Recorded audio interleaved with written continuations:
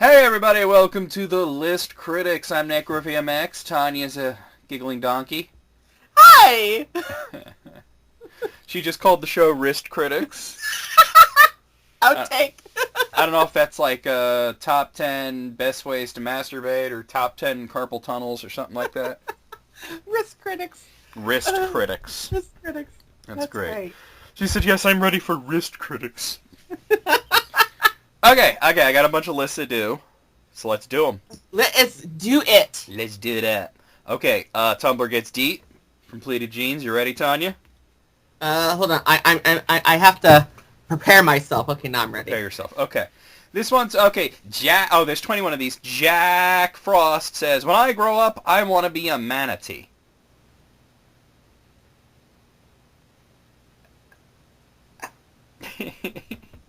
Okay, that actually broke my brain. Like, I actually don't know how to even respond to Well, that. piece it back together, because we got 20 more of them. Okay. Okay, Elf Sin says, may you find exactly what you want at the thrift shop in your price range next time you're in there.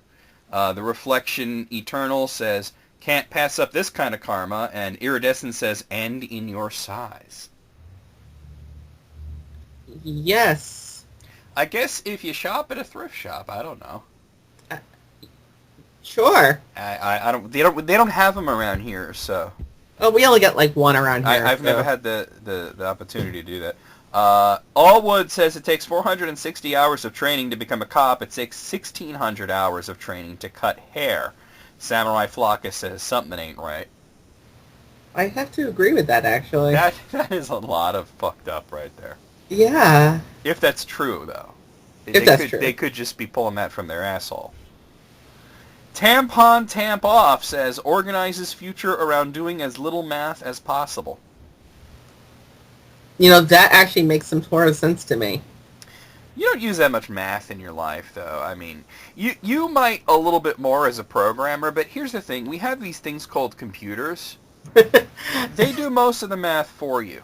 And actually, I gotta tell you, even as a programmer and designer, Yeah. I don't use a lot of math. Yeah. The computer does it for you. Yeah.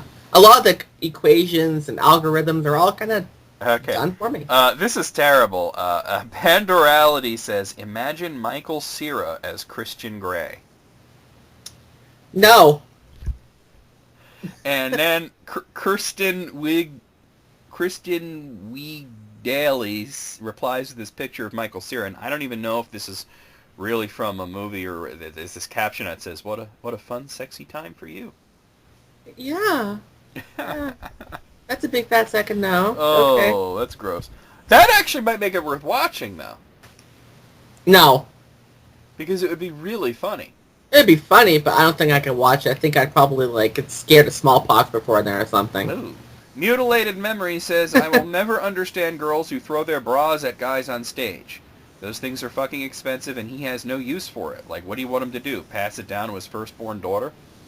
See, that's what I'm saying. Do you know how much those damn things cost? Let me tell you, mine cost like $60. Okay? I gotta agree. Well, I've seen that the women throw the panties on stage and it's like, congratulations, now he has your underwear. Right. What do you do then?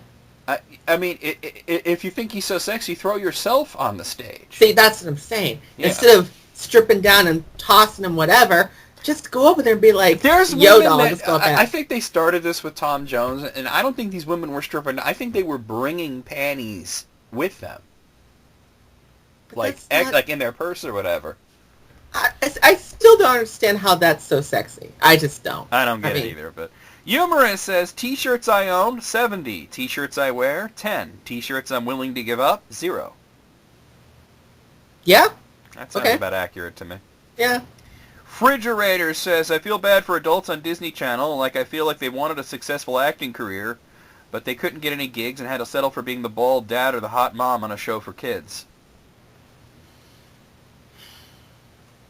You know, when you think about it, that's true. I'm thinking back, actually. Yeah, you know. Yeah. Yeah, I can see that. Ingrown like... You all right there? Oh, I had a frog in my throat. Well, that's terrible. Yeah. Ingrown. But like grown like, I need to get a real job so I can stop crying over expensive lingerie and start crying in expensive lingerie. See now, if only, if only. Well, why would you be crying then? I wouldn't be crying though. Valid X2 says having sex outside sounds pretty adventurous, but what if a bug crawl up your asshole? Then what you gonna do? Let me tell you, I've done it. You've had a bug crawl up your asshole? No, not there. Up elsewhere. Oh, okay. That's equally bad. Yeah, yeah. But I can't relate to that. No. See, my asshole kind of clenched a little when I read that. Yeah. But I don't have a vagina to clench down. So. I mean, when you have sex out in public, you run that well, risk. I mean, who's telling them to do it on an anthill? I wouldn't say it on an anthill. I mean, come on, that's... Put a towel down. All right. Put a anyway, towel. Patrick Sass said... I don't know if it's Patrick Sass or Patrick's ass. Go with Patrick's ass. I think it's Patrick's ass, because that's funnier.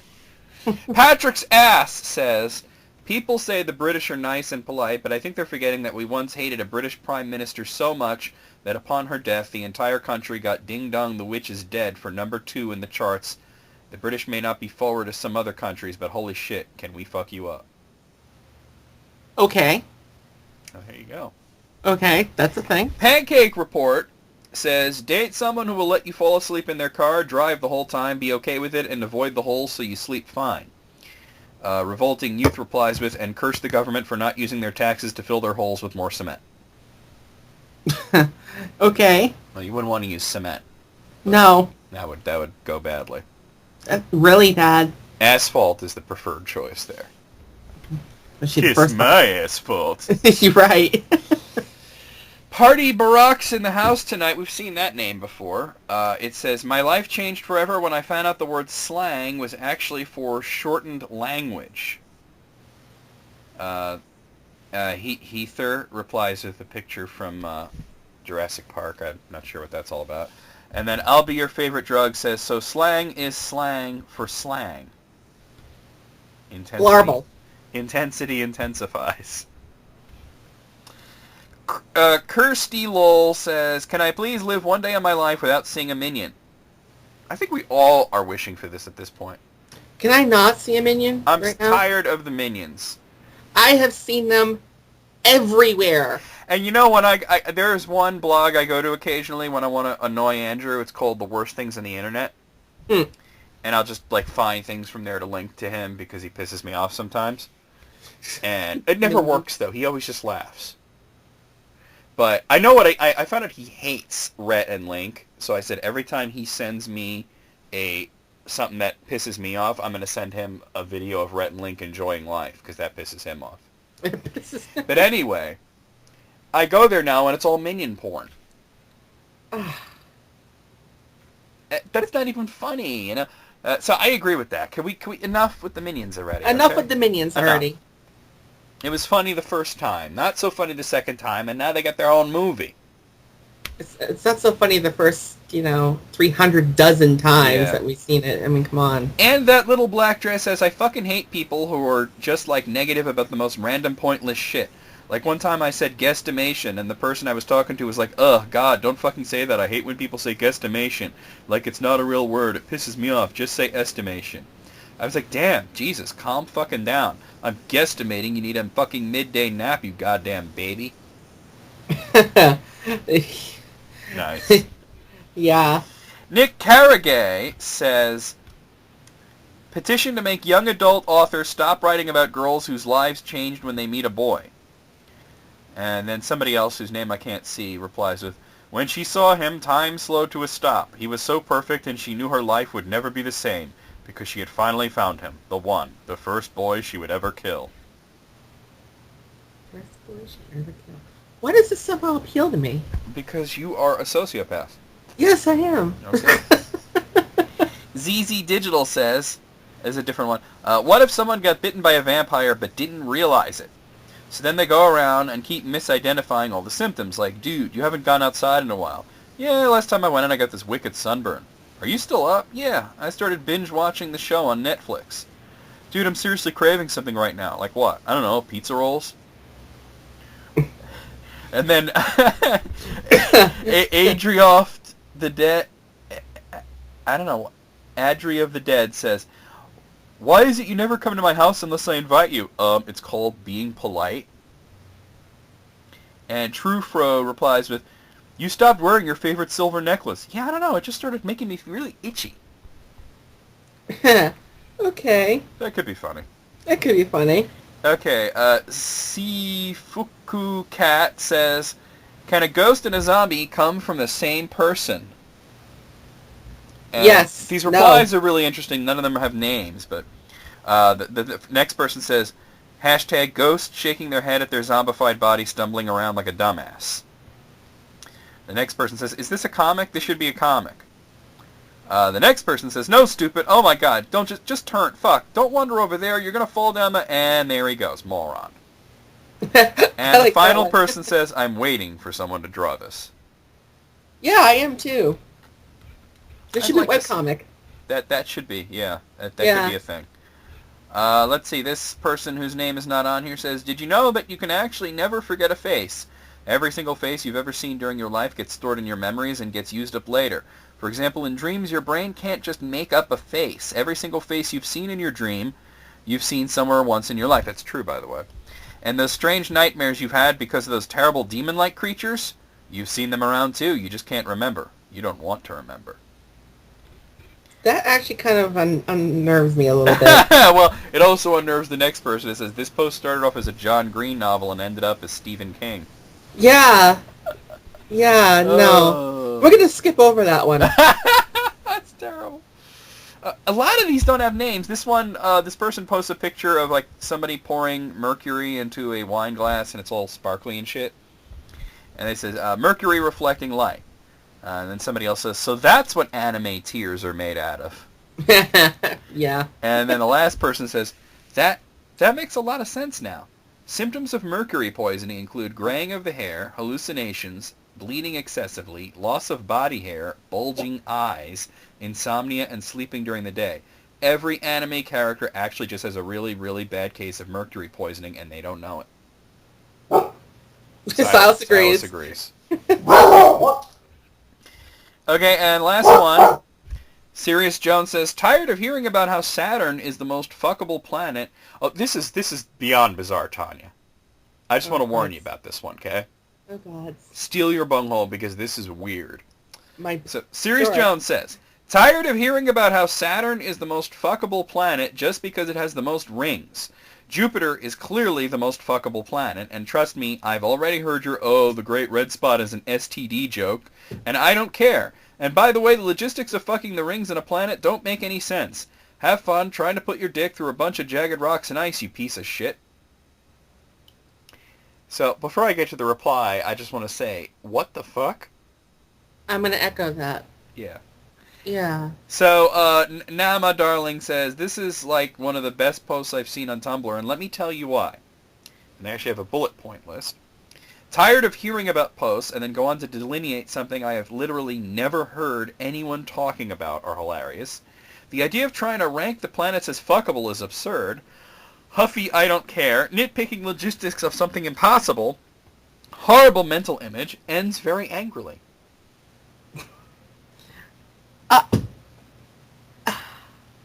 Full stars there.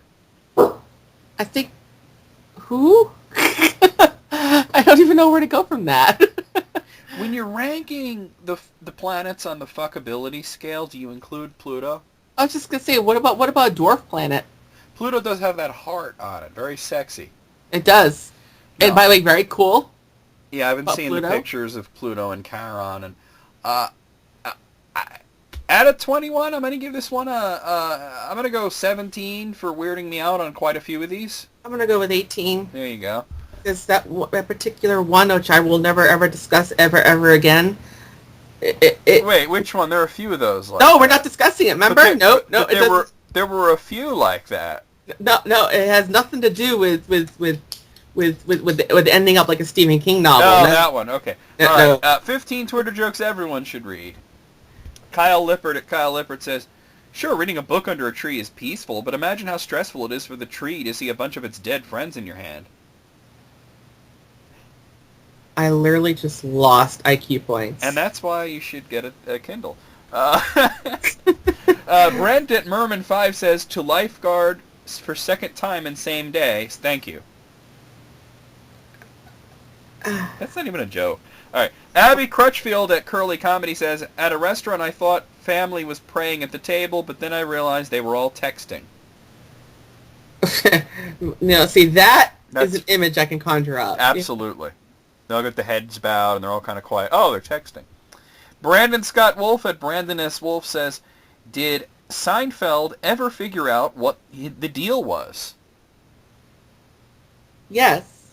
Oh, that's why he stopped the show. Yes. May at MZeld says, next time someone says something mean to you, take a deep breath, count to 10, and devise a plan to ruin their life forever. I'll have to remember that one. We already do that. Nicole Betts at Tom Hanks is Hot says, I have to try all the Taco Bell foods that are only around for a limited time. I don't want to spend the rest of my life wondering what if. Salas agrees. Salas agrees. Sage Boggs at Sage Boggs says, Doctor, are you sexually active? Me. You first. Oof. Okay. Okay. Abby Normal and Mrs. Tom Servo says, oh, these names, man. Don't ever worry that you don't have a life. There are people who write hate mail to potato chip companies. You're probably doing all right. Hate mail? You know, I've actually seen a hate mail to a potato chip company. Now, how would you see it? Did you work at the potato chip company? No, I was there on a visit, actually. This is a really cool story of mine, actually, real quick. Oh, I want to hear this. Yeah. Because I read that the other day, and I was wondering how that person was in a position to know that people send hate mail to potato chip companies. Well, this is my story. It's very, very brief. Go ahead, yeah. I was living in Hyannis, and Hyannis. on the Cape. Hyannis. And, Hyannis. and we went to the Cape Cod Potato Chip Factory. Okay. And I was there. Oh, is that where they make those the kettle chips? That's where they make them. I like those. Aren't they good? I'm in there with my friend because I'm visiting my friend because she works there, you know, and we're talking, and then she goes, "You should see the complaints we get." I'm like, "Seriously? You get complaints?" And so I can understand a complaint like I bought a bag of chips and they were stale or something like that. Like, let me guess. It's going to be like, I bought this chip shaped like a vagina and you're trying to offend me or some shit like that. It gets better than that. Oh, my God. She showed me, she had to blank, she had to, like, show just the body of the email, you know? I couldn't see anything like contact stuff, but all I saw was, and I'm not lying, I'm not exaggerating, this is what the email was. One line, all in all caps. How dare you number 4, making chips like Nazis. Making chips like Nazis? Yes. How did the Nazis make chips? I don't know. If the Nazis made chips like the kettle cooked ones, then at least they did something with their lives. Positive, because those chips are really good.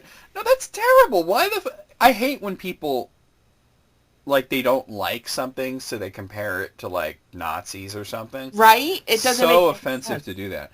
I wonder. I would reply to that person and be like, what? But she showed me, and I'm just like, really? This is what you get for hate mail? And she's like, yeah.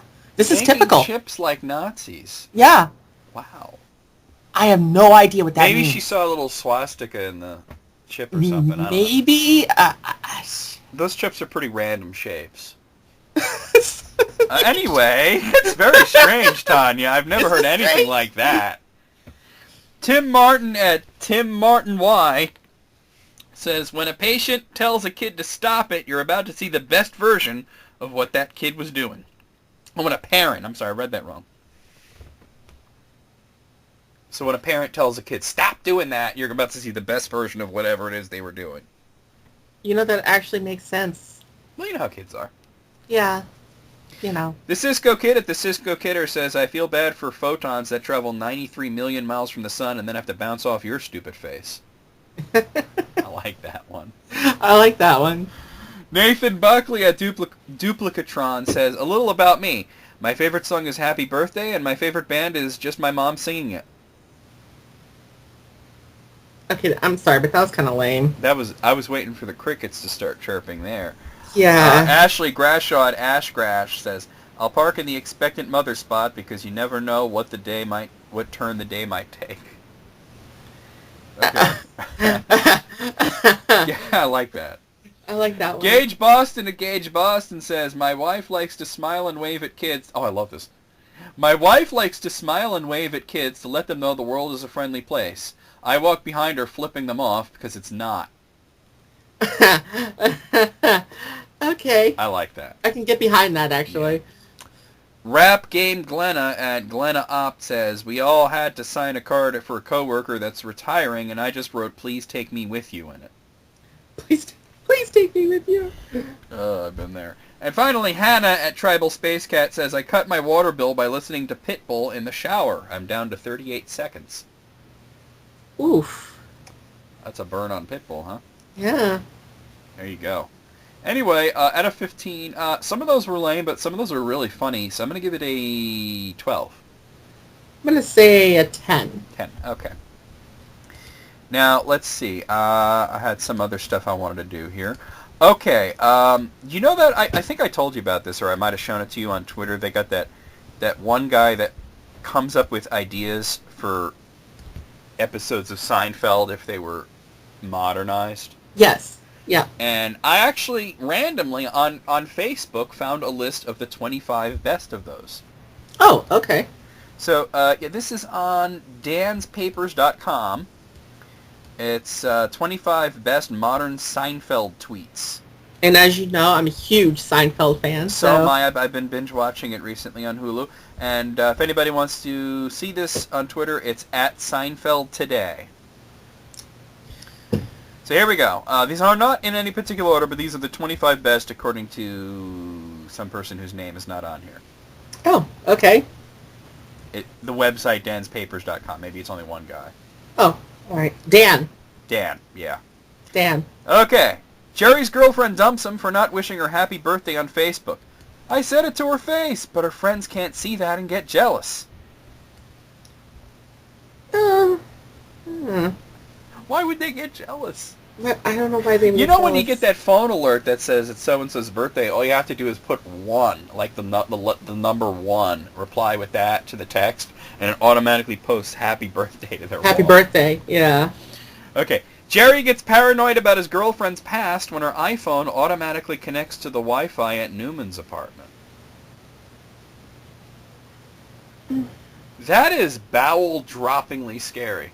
That's pretty scary. Yeah. Yeah. And you know what's funny is I know how that would end because he would get increasingly paranoid and he'd eventually confront her and start that screaming thing that he does.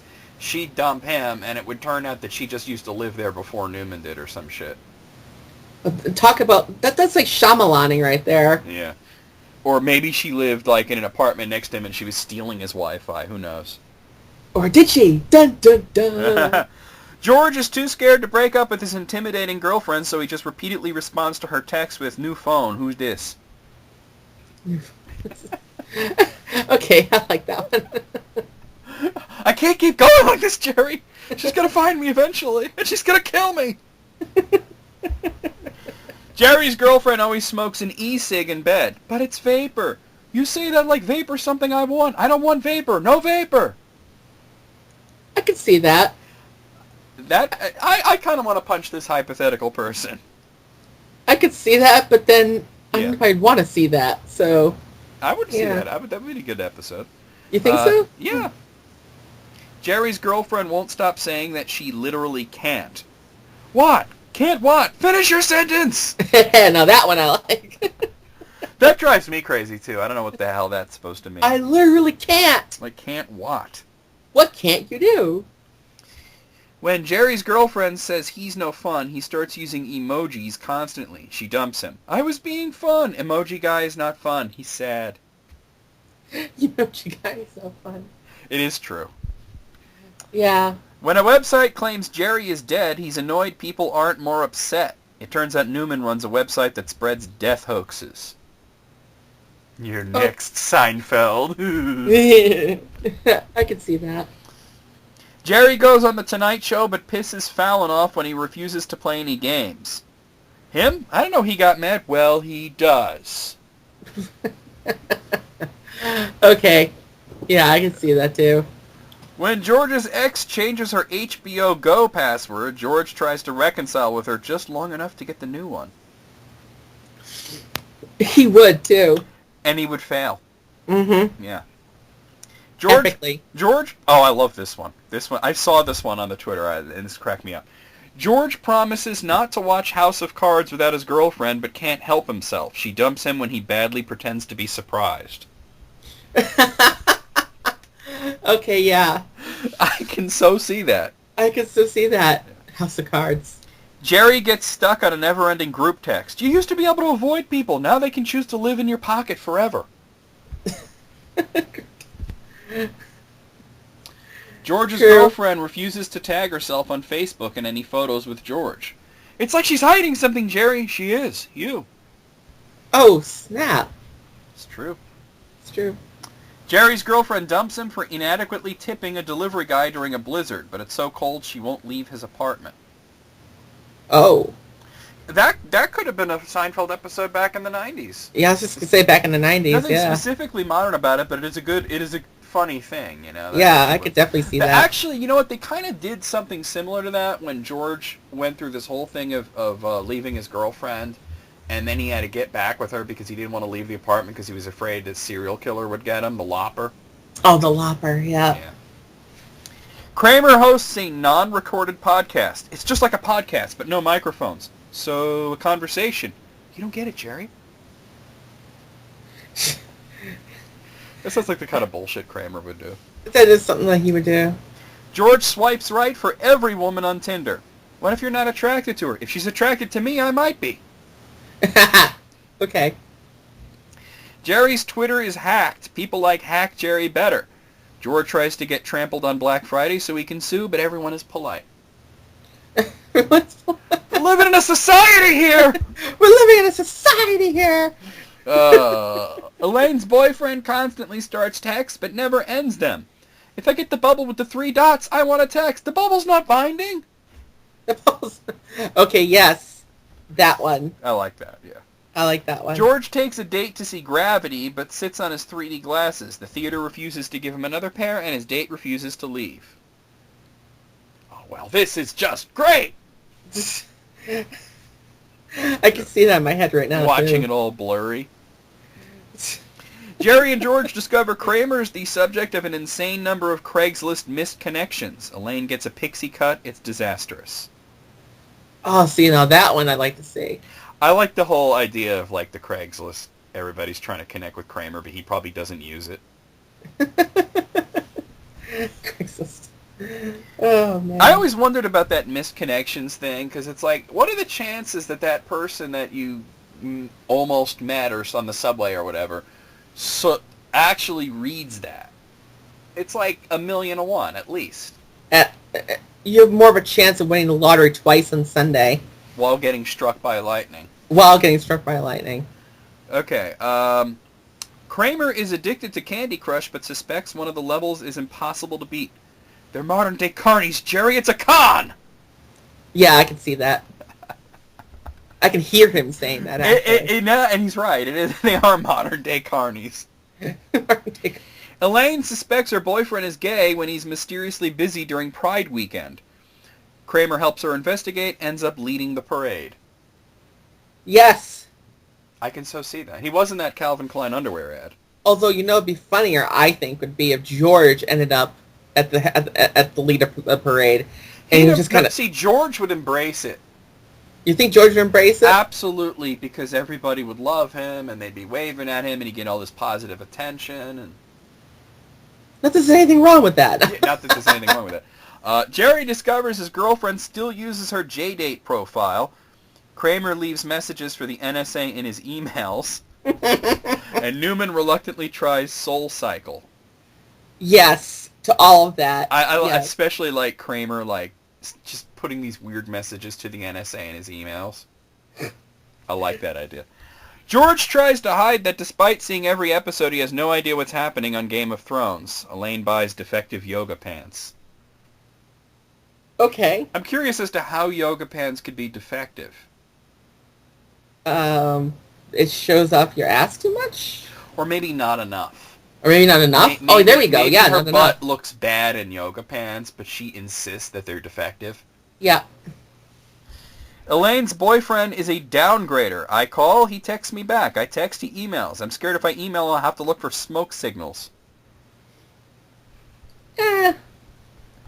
It's a good line. I don't think you could do a whole episode about I don't it. think you do a whole episode on That's it. like the B. A lot of these are B plots, if you notice. Yeah. And finally, George thinks his girlfriend is faking a gluten intolerance. Feeds her real cookies, sending her to the ER. Autocorrect ruins Jerry's relationship.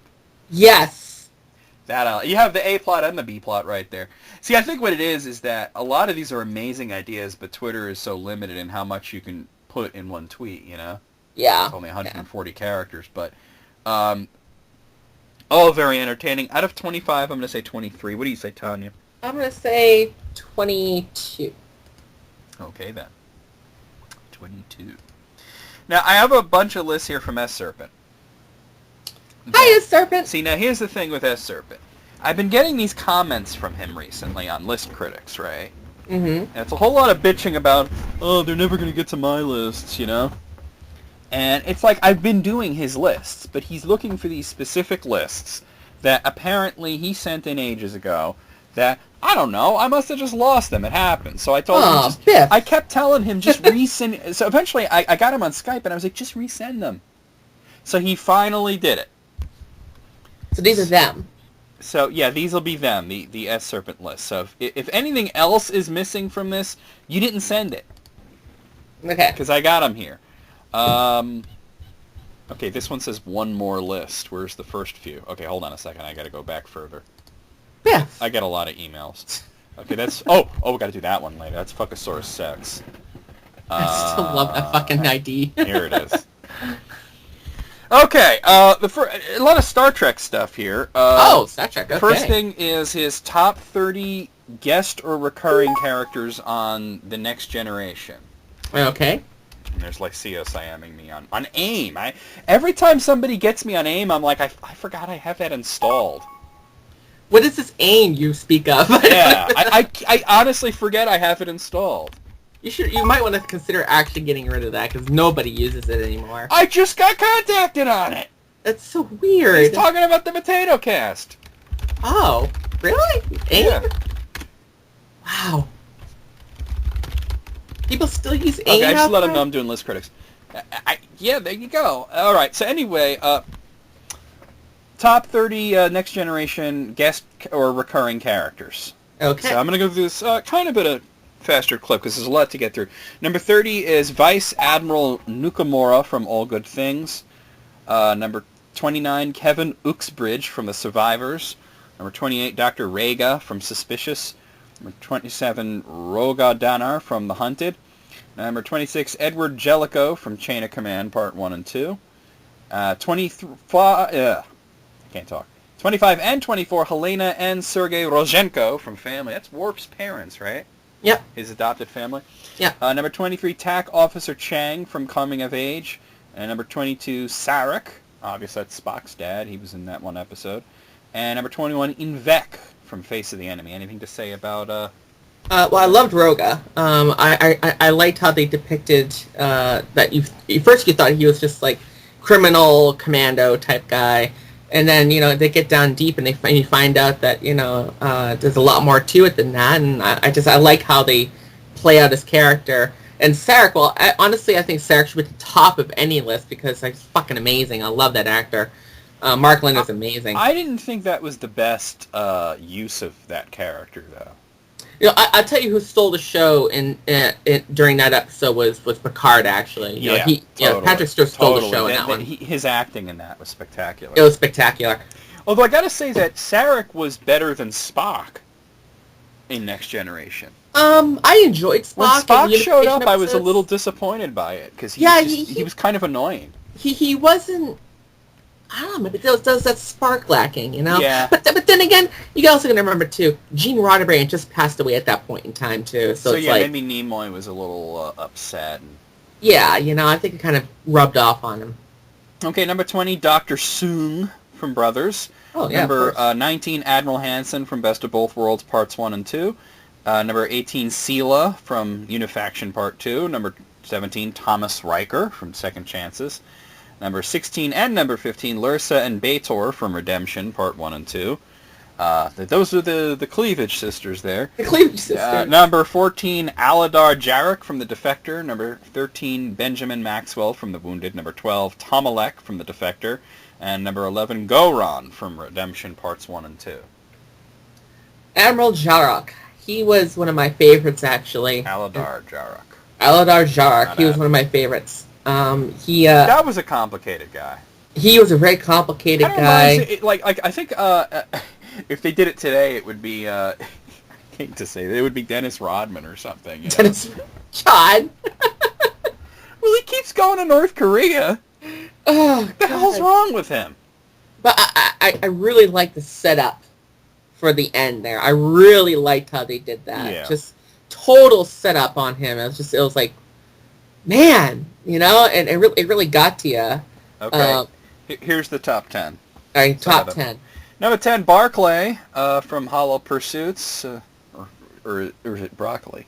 Broccoli. Number 9, Scotty, who's in Relics. Number 8, Samuel Clemens from Time's Arrow Part 2. Number 7, Lore from Brothers. Number 6, Spock, Unification Part 2. Unification, why am I saying it wrong?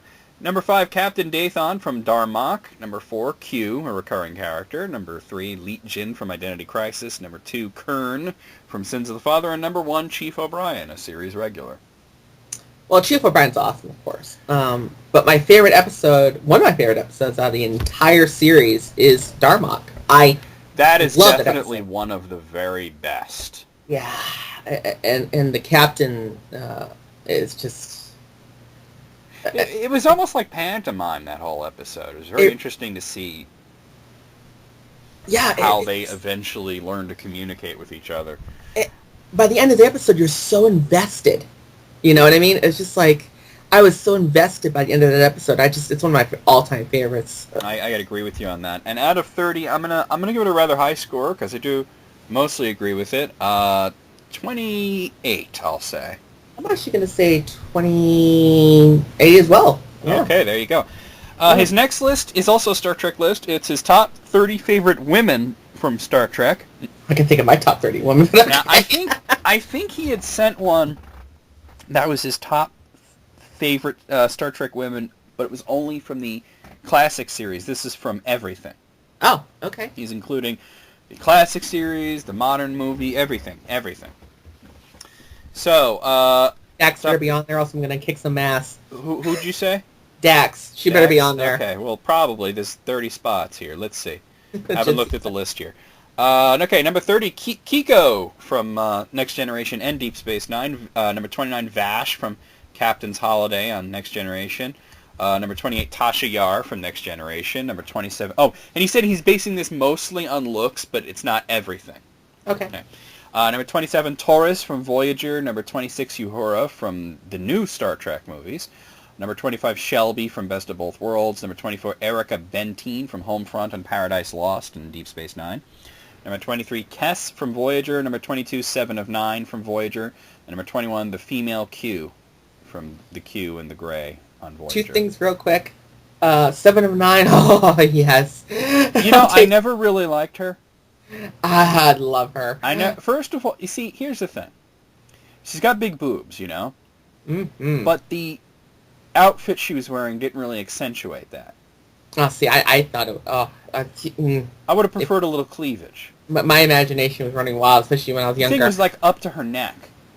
I didn't care. I loved it. And the hair didn't really do it for me. But now Shelby... Every time I see her in other things, it does it for me. But that actress, Jerry Ryan. Yeah. But in that particular role, I didn't think she was that hot. Oh, I thought she was hot as hell. Now, Shelby, I want to smack around a couple times. I can't stand her. Why? I can't stand that woman.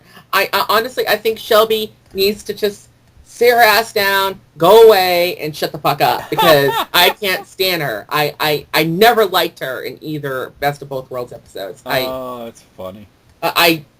Every time I see her that after all that was done, that Riker took her into the holodeck and banged the shit out of her. Yeah, and I feel bad for him, because Yeah, now Why? He got laid. You know what happened. No, I feel bad. Once you lay that monster, that's it. It's all Oh, downhill. no, that was probably, like, right before she was leaving for some other ship. Ugh, You know it. He had to get it in there. hated her. Okay, number 19, Mira Esri from The Emperor's New Cloak on Deep Space Nine. Number 19, Lily Sloan from the First Contact movie. Number 17, Kamala from The Perfect Mate on Next Generation. Number 16, Dinatra from Nemesis. Number 15, Carol Marcus from Star Trek Into Darkness. Number 14, Guinan from The Next Generation. You're definitely not going by looks there. Number 13, Gillian Taylor from The Voyage Home. Number 12, Ensign Rowe from The Next Generation. And number 11, Kira Nerys from Deep Space Nine. Well, I gotta tell you, Kira never did it for me either. Yeah, well, I gotta tell you, Kira, she was cute, but that's about it. I don't even think she was cute. But let me tell you, She looked too much like a school teacher. Gillian Taylor? Really? Gillian Taylor? I'd rather bang Gillian Taylor than Guinan. Oh, I agree with you on that, but Gillian Taylor's so high? Really? I don't seem so sexy about her. He's got weird taste in women. I mean, I guess she's got a cute face, but... I don't know. All right, here's the top 10. Number 10, Nurse-Gawa from The Next Generation. Number 9, Valeris from The Undiscovered Country. Number 8, Jadzia Dax from Deep Space Nine. Number 7, T'Pol from Enterprise. Number 6, Counselor Troy from The Next Generation. Number 5, Transporter Chief Robinson from The Outrageous Akona. That was Next Generation episode. Number 4, Saavik from The Wrath of Khan. Honorable mention to The Search for Spock. It's a different actress. Mm-hmm. Number 3, Beverly Crusher on Next Generation. Number 2, Brenna Odell from Up the Long Ladder from The Next Generation. And number 1 is Lita from Deep Space Nine. He put Crusher above Jadzia? Crusher above Jadzia? Hold up. He put Crusher above Troy, too. I have no words. I have no words. I'm glad Jadzia is on there. See, Troy was the first chick you saw in Next Generation that proved that there are no bras in the future. Yeah, no. You don't need them. They just jut out magically. I mean, I enjoy seeing spandex. Troy. I think she's gorgeous, but let me tell you. Well, he did say it was he mostly based on looks, but looks ain't everything. What's Otherwise, Guinan wouldn't be on the list. Let's face it. What's Beverly got? I want to know what Beverly has. I know what Beverly's got. Too much makeup.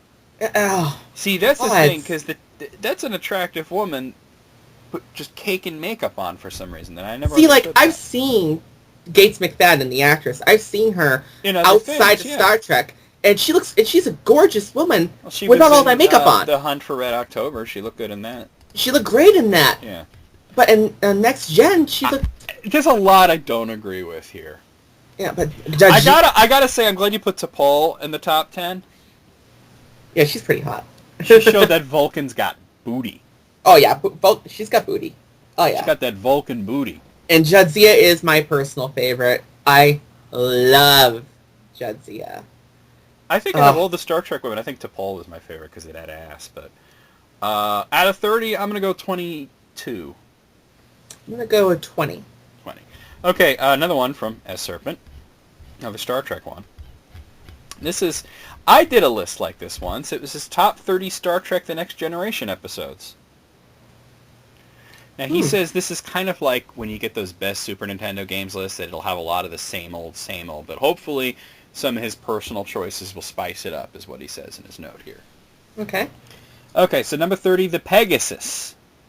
Oh, okay, yeah. He gives descriptions for each, but I think we don't need to read those necessarily. No, I know exactly what each one is, so yeah.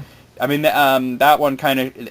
Actually, the Pegasus was interesting because I believe that was the beginning... That was a very early episode. It was like season 2, right? No, actually, that was a very late episode. Was it? Okay. That was actually during the last season. All right, I'm thinking of a different one then. Yeah. That was when Riker was confronted with an admiral, a captain, basically, from his past, that it was about the mutiny on board, and when he was just like a kid coming out of the academy, and the Pegasus was a ship that was an experimental ship that was stuck inside and the Romulans were looking for it too. Yeah, and it had a cloaking device on board. And all right. Okay, number 29, the Wounded. Oh, the Wounded. Yeah. Oh, I love that episode. That was that dude that just would not let the war with the Cardassians go. No, dude, he just kept on massacring. Yeah. Oh, man. Number 28, Clues. Oh, I know that one. That was kind of like, you knew something was going on with Data, but they had to piece it together. Yeah, that was, I like the reverse mystery they had going on there. Definitely, yeah. That was really cool, yeah. Number 27, Reunion. Oh, well. That was the one where that chick that Worf Bang shows up and she's got a kid, but he's already looks like he's 5 already. Yeah. I think, that actually ended a lot of the plot lines going with Worf too. Yeah, a lot of the subplots he had going around that were sewn up with that episode. There. Okay. Number 26, The Battle. Oh, that's what that's the Ferengi were in that, and they had Picard all loopy. And it goes back to his old ship, the Star. Yeah, exactly. Yeah, that was good. Yeah, I like that. Number 20. That was number 26. Number 25, Darmok. When the walls fell. Much higher. Should be much higher. I agree. That should be top 5. But yeah. Personal. Number 24, Disaster. I remember that one. Disaster. Anything's a disaster when you put Troy in the captain's seat. Oh man, how many subplots were going during that one? A lot. There were a lot of different things going. You had Keiko's baby being born. You had Picard stuck in the turbo lift with the kids, and I'm like, what? Wow. Number 23, Identity Crisis. Oh, see, I hated that episode. I hated that episode. I thought it was stupid. I don't remember much. I remember it was a Geordi one. And much as I liked Geordi as a character, he was one of my favorites, but anytime you did an episode about him, it was usually bad. I thought the episode was really weak. It was when Geordi and his old friend there, a woman from another ship of something, they were infected by a parasite or something from a long time ago. Yeah, and they were... no, I know exactly what you're talking about. Yeah, it was stupid. It was bad. Number 22, Remember Me. Remember Me. Oh, that's when Crusher's stuck. She's stuck in the warp bubble. He's putting a Wesley episode on his That's a Wesley episode, yeah. I'm surprised by that because I know he hates Wesley. Number 21, Ensign Rowe. Well, that is one of my favorites, actually. I do love that one. It was a good one, yeah. That is one of my favorites, yeah. Number 20, Night Terrors. Again, I thought that was weaker. It was okay. It was okay. It was okay. Number 19, Genesis. I want I Genesis! I had to say it. I thought that one was one of the worst episodes of the entire series. I actually enjoyed it. I disagree. Horrible. I think it was really cool. I think it was stupid. I don't know. Devolving. It was an interesting concept. It was stupid. Number 19, Contagion.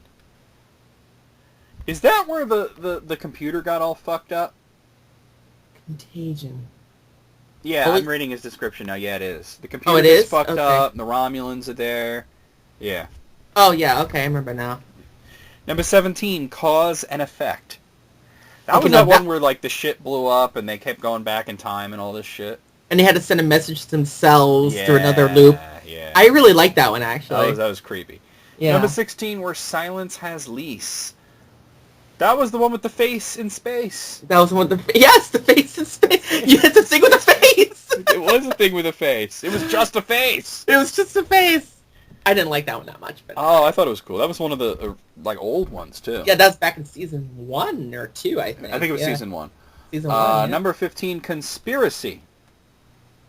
Oh, that was with the... This is the one that I thought of earlier, where it was kind of building up. They were trying to build up towards the Borg.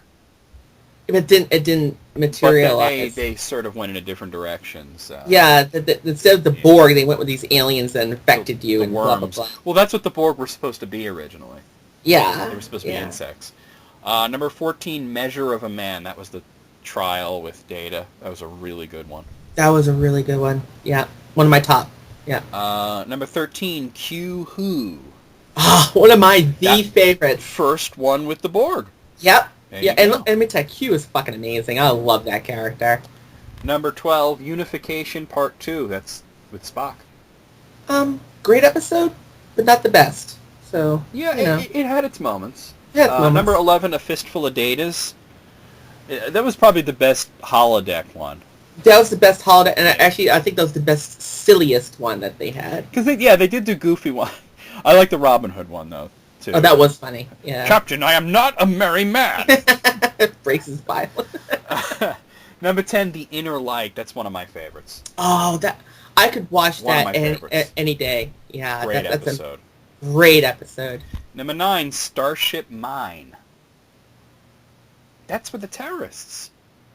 Oh yeah, and they were taking over. They were setting a bomb on the ship or something, and Picard. No. They were siphoning this really unstable energy from the warp core when because they were going to blow shit up. Yeah, because they were Picard was the only one because the ship was getting refitted or some shit. Yeah, they were getting a baryon sweep. And wasn't there? Yeah, there was like poisonous radiation or something, right? Yeah. Yeah. Okay. Number 8, The Defector. We just talked about this a little while ago. Oh yeah, it was Admiral Jarek. Yeah.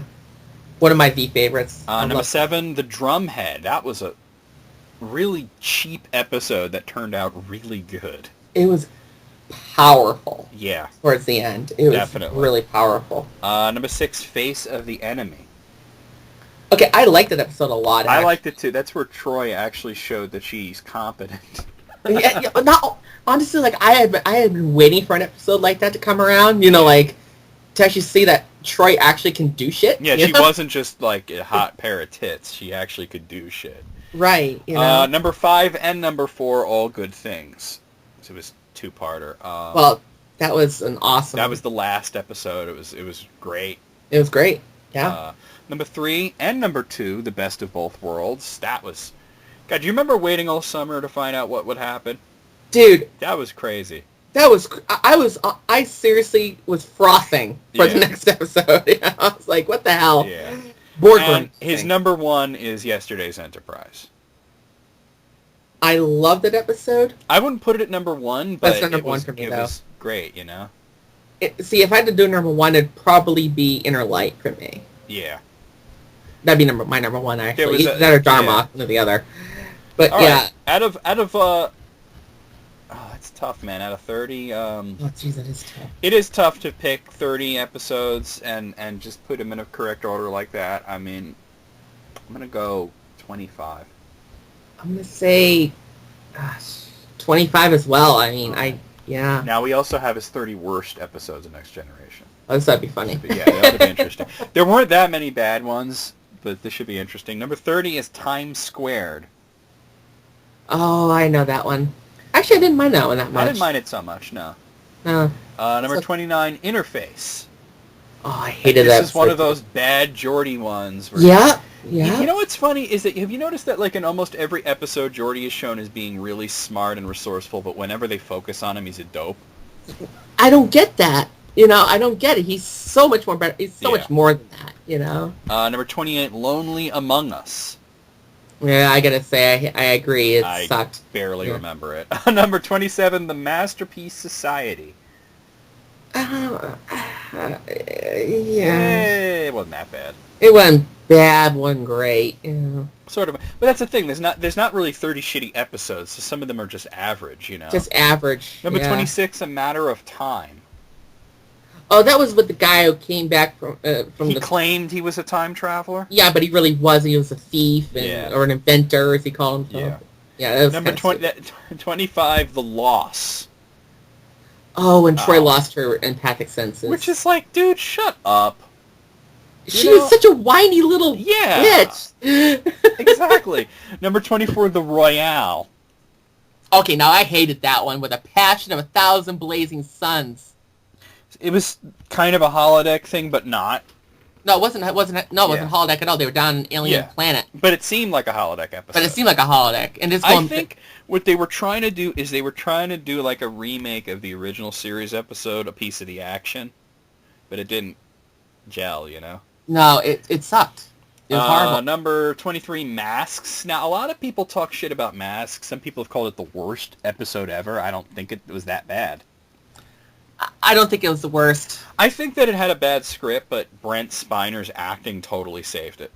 I was just going to say, but I think Brent saved what he could from it. He was really good in that. Number 22, Yeah. I hated this one. The Outrageous Okona. See, actually, that one I can tolerate, but it's he's so fucking lame. How would It's any so lame, 23rd century chick fall for him? You know what it is? I find it campy, so it appeals to that side of me, you know? I don't know, it seemed like an original series episode, kind of awkwardly smushed into Next Generation. Number 21 is True Q. That was that one with the chick that might have been a Q. And she was actually a Q. Yeah. Yeah. I don't think it was that bad. It wasn't bad. Number 20, Menage a Troy. Okay, I'm sorry. I like that episode. I do. It's my guilty pleasure. I do like that episode. That's got that's the one where Picard does the love poem, isn't it? Yes! Oh, it's funny as shit. fuck. I I love like that shit. one. I love that. Yeah. Number 19, Aquiel. That's another LaForce episode. Another Geordi being an idiot episode. Yeah. I'm gonna defend this woman who's accused of murder. That's a great Because thing, he thought Geordi. she was kind of cute. Yeah. I'm gonna be a douche to everybody else in the meantime. Yeah. That's Number great. 18, The Naked Now. That was another, obviously shoehorning an old plot into a newer thing, you know? Yeah, that sucked. At least Data got laid. Yeah, by Tasha, no less. Yeah. Number 17, The Dolphin. That was Wesley episode. Wesley and that girl. And you know what? It's so forgettable, I don't even care. So it's like... I remember she turned into a Yeti or something. Oh, no, and her mom turned into a Yeti. Her mom. Yeah. Yeah, that was stupid. Number 16, The Outcast. The Outcast. I have to read his thing. Oh, they were trying to do gay and trans issues in it. Oh, with the Janai, yeah, I know what you're talking about. They were trying. It had it was a message episode.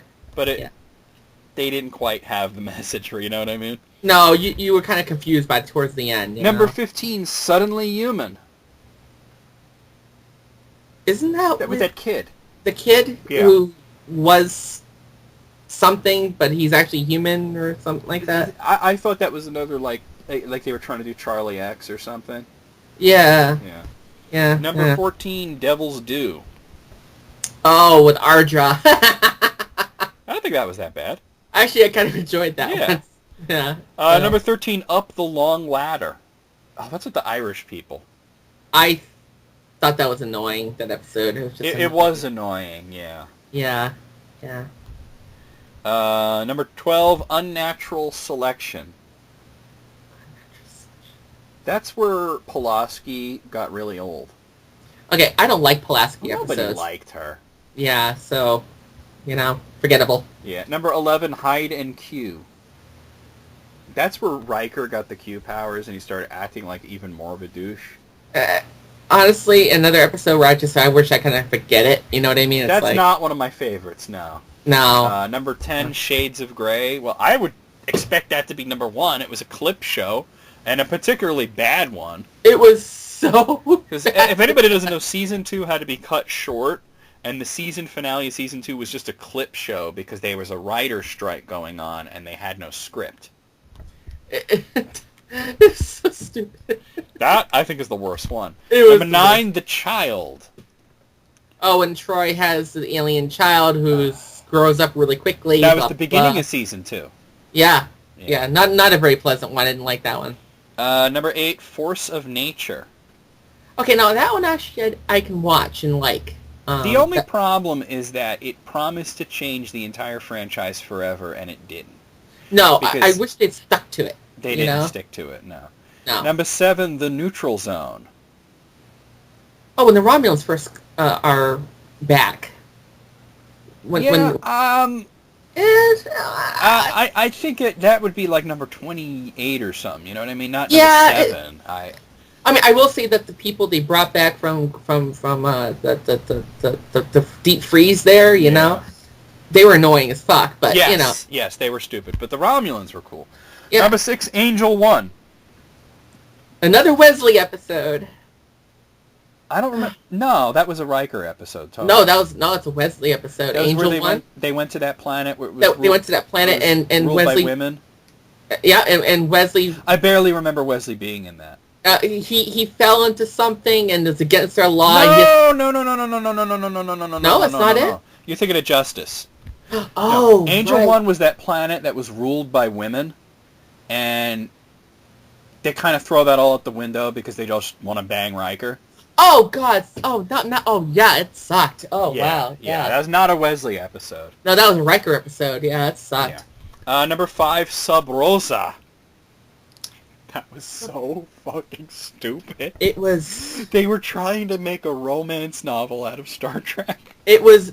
Yeah, it's one of the worst episodes I've ever seen. I think Gates McFadden might have written that too. You think so? I think so.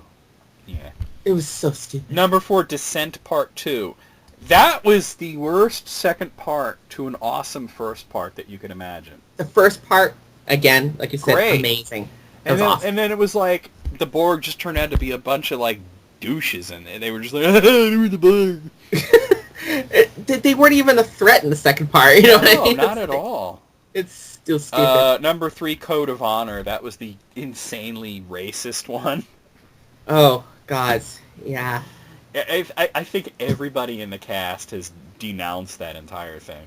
Yeah, I think they have too. Yeah. Number 2, The Last Outpost. That was the first one with the Ferengi. I don't. Do you remember how in the first few episodes they talked up the Ferengi like some sort of like they were badasses and they were like really evil? And then look at DS9, right? and then in The Last Outpost they were like jumping around and they looked goofy and they were like snidely Whiplash type of villains. Yeah, it wasn't really. Very good. And number 1, Justice, which you just talked about before. I remember that was like one of the first episodes I saw when I was a kid. That episode really should be forgotten, though. It is the worst. There's episode. so many reasons why it doesn't work. You know what I mean? It doesn't work. On there was any no level. reason they should have even been at that planet. No. All right, so out of 30, I'm gonna say that must have been a tough one to put together. I'm gonna give it a 29. I'm gonna say 29 as well, actually. Okay. And I know I'm doing a lot of S Serpent, but like I said, some of these lists he sent a long time ago, and I lost them, and you know. So this next one is really interesting, Tanya. It's 30 of the worst movies that he's actually seen. Oh, okay. So he says these movies suck balls for one reason or another, and they are in no particular order. Okay. So number 30, Species 2. I saw Species 2, and I was unenthused. Unenthused is a milder word for me, but yeah. Okay. Here's the thing about it. Like, Species 1 was not a particularly good movie, but it had enough sex to make it sort of a B-movie type of appeal to it. You know what I mean? It was pulpy. Species 2 tried to take itself too seriously. It tried to tone down all the sex aspects of it. Boring. Yeah. It's a good movie to fall asleep to, you know? Yeah. Number 29, Jack. That was with Robin Williams. Oh, see, I try to forget that movie, you know? It had a few good moments, but you expect a lot. You expect more from Robin Williams, and you expect more from Francis Ford Coppola, who directed that. Absolutely, yeah.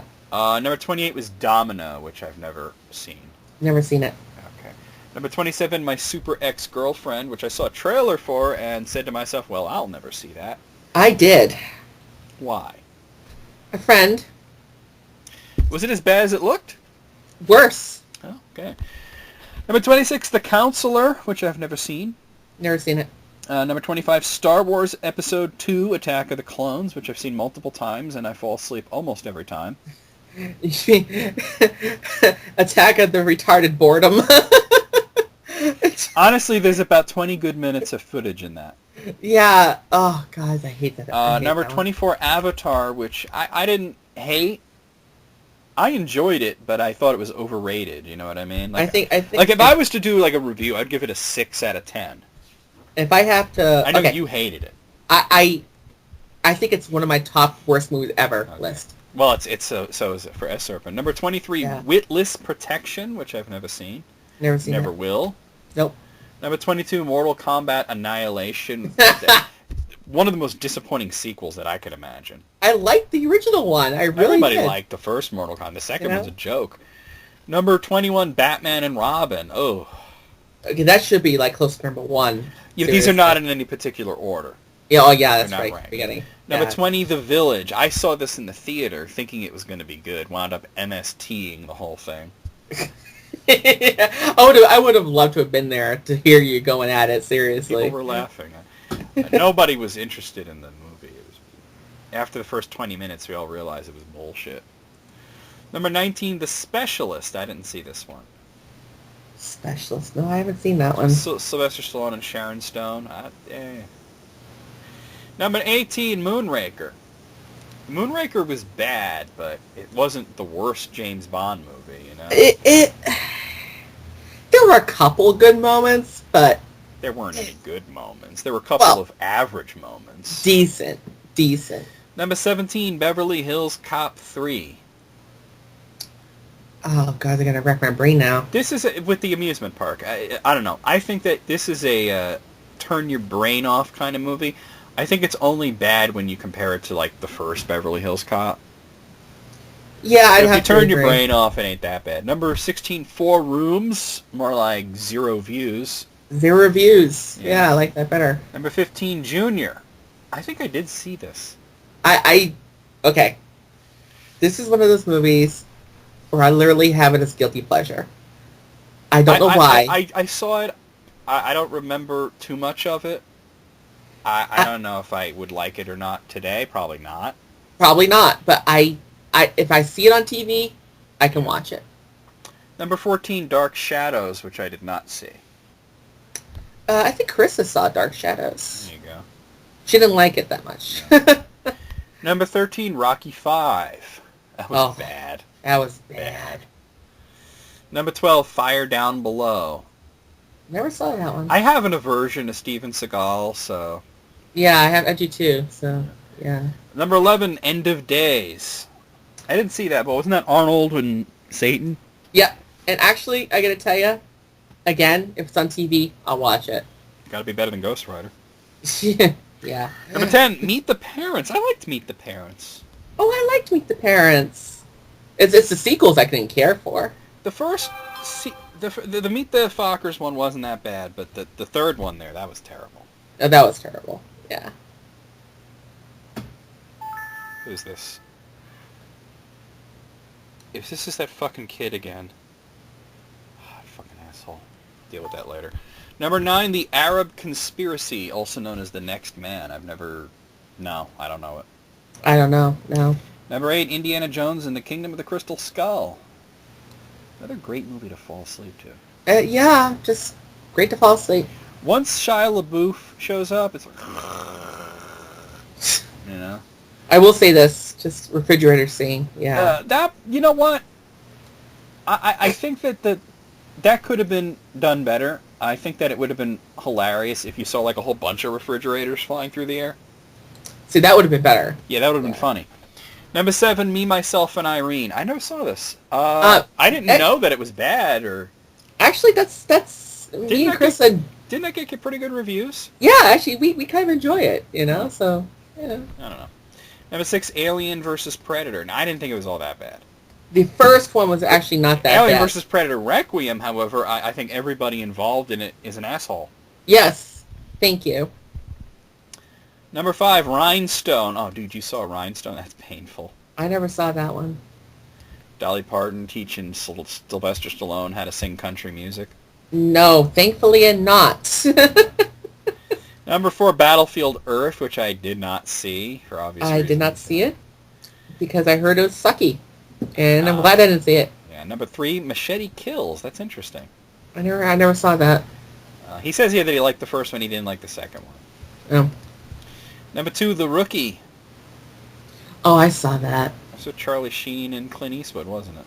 Yeah. Yeah, no thanks. No thanks. Number 1, Jack and Jill. That's another no thanks. Yeah, no. Okay, out of 30, 24? Let's say 26. Yeah, 24. Okay. Now, I've been looking forward to this one because he told me about it. 15 things he wants me to say. Oh, here we go. Yeah, it's the 15 things I want NecroVMX to say. He said, oh boy, if I can't get Honest Trailers to read my lines, I'll get Necro to. Please don't hate me after reading this. But he did say that Honest Trailers did read one of his lines, so. Oh, okay. Okay, so it's top 15 things that he just wants me to say. John, you should do it in your trailer voice. But he wants me to say it. Oh, okay. So okay, maybe I don't know. Let's see. Okay. Number 15. I sure could go for an all-day marathon of Bolt, Fargo, and Rolling Stones concerts.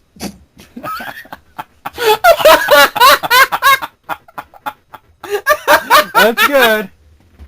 One up for you. That's good. Number 14. Fuck you. I say that all the time. What's After every LP, right? at the end of every LP? Yeah. Number 13. The needs of the many outweigh the needs of Burger King. I hate Burger King. Number 12, Luke, I am your step-aunt. Why would you want me to say that? Hi. Number 11, no, I have no tomatoes. I have no tomatoes today. Okay. I hope you're getting something out of this, man. Number 10, hey, Tanya, how about we hire manatees to write our game scripts in the future? After all, it works for Family Guy. Sure. Okay. Why not? Number 9, would you kindly pick up some more mustard? I already have mustard. Now, for number 8, I think I do have to do the Honest Trailers voice for this one. Okay. And starring Eva Green as Le Boobs. Yep.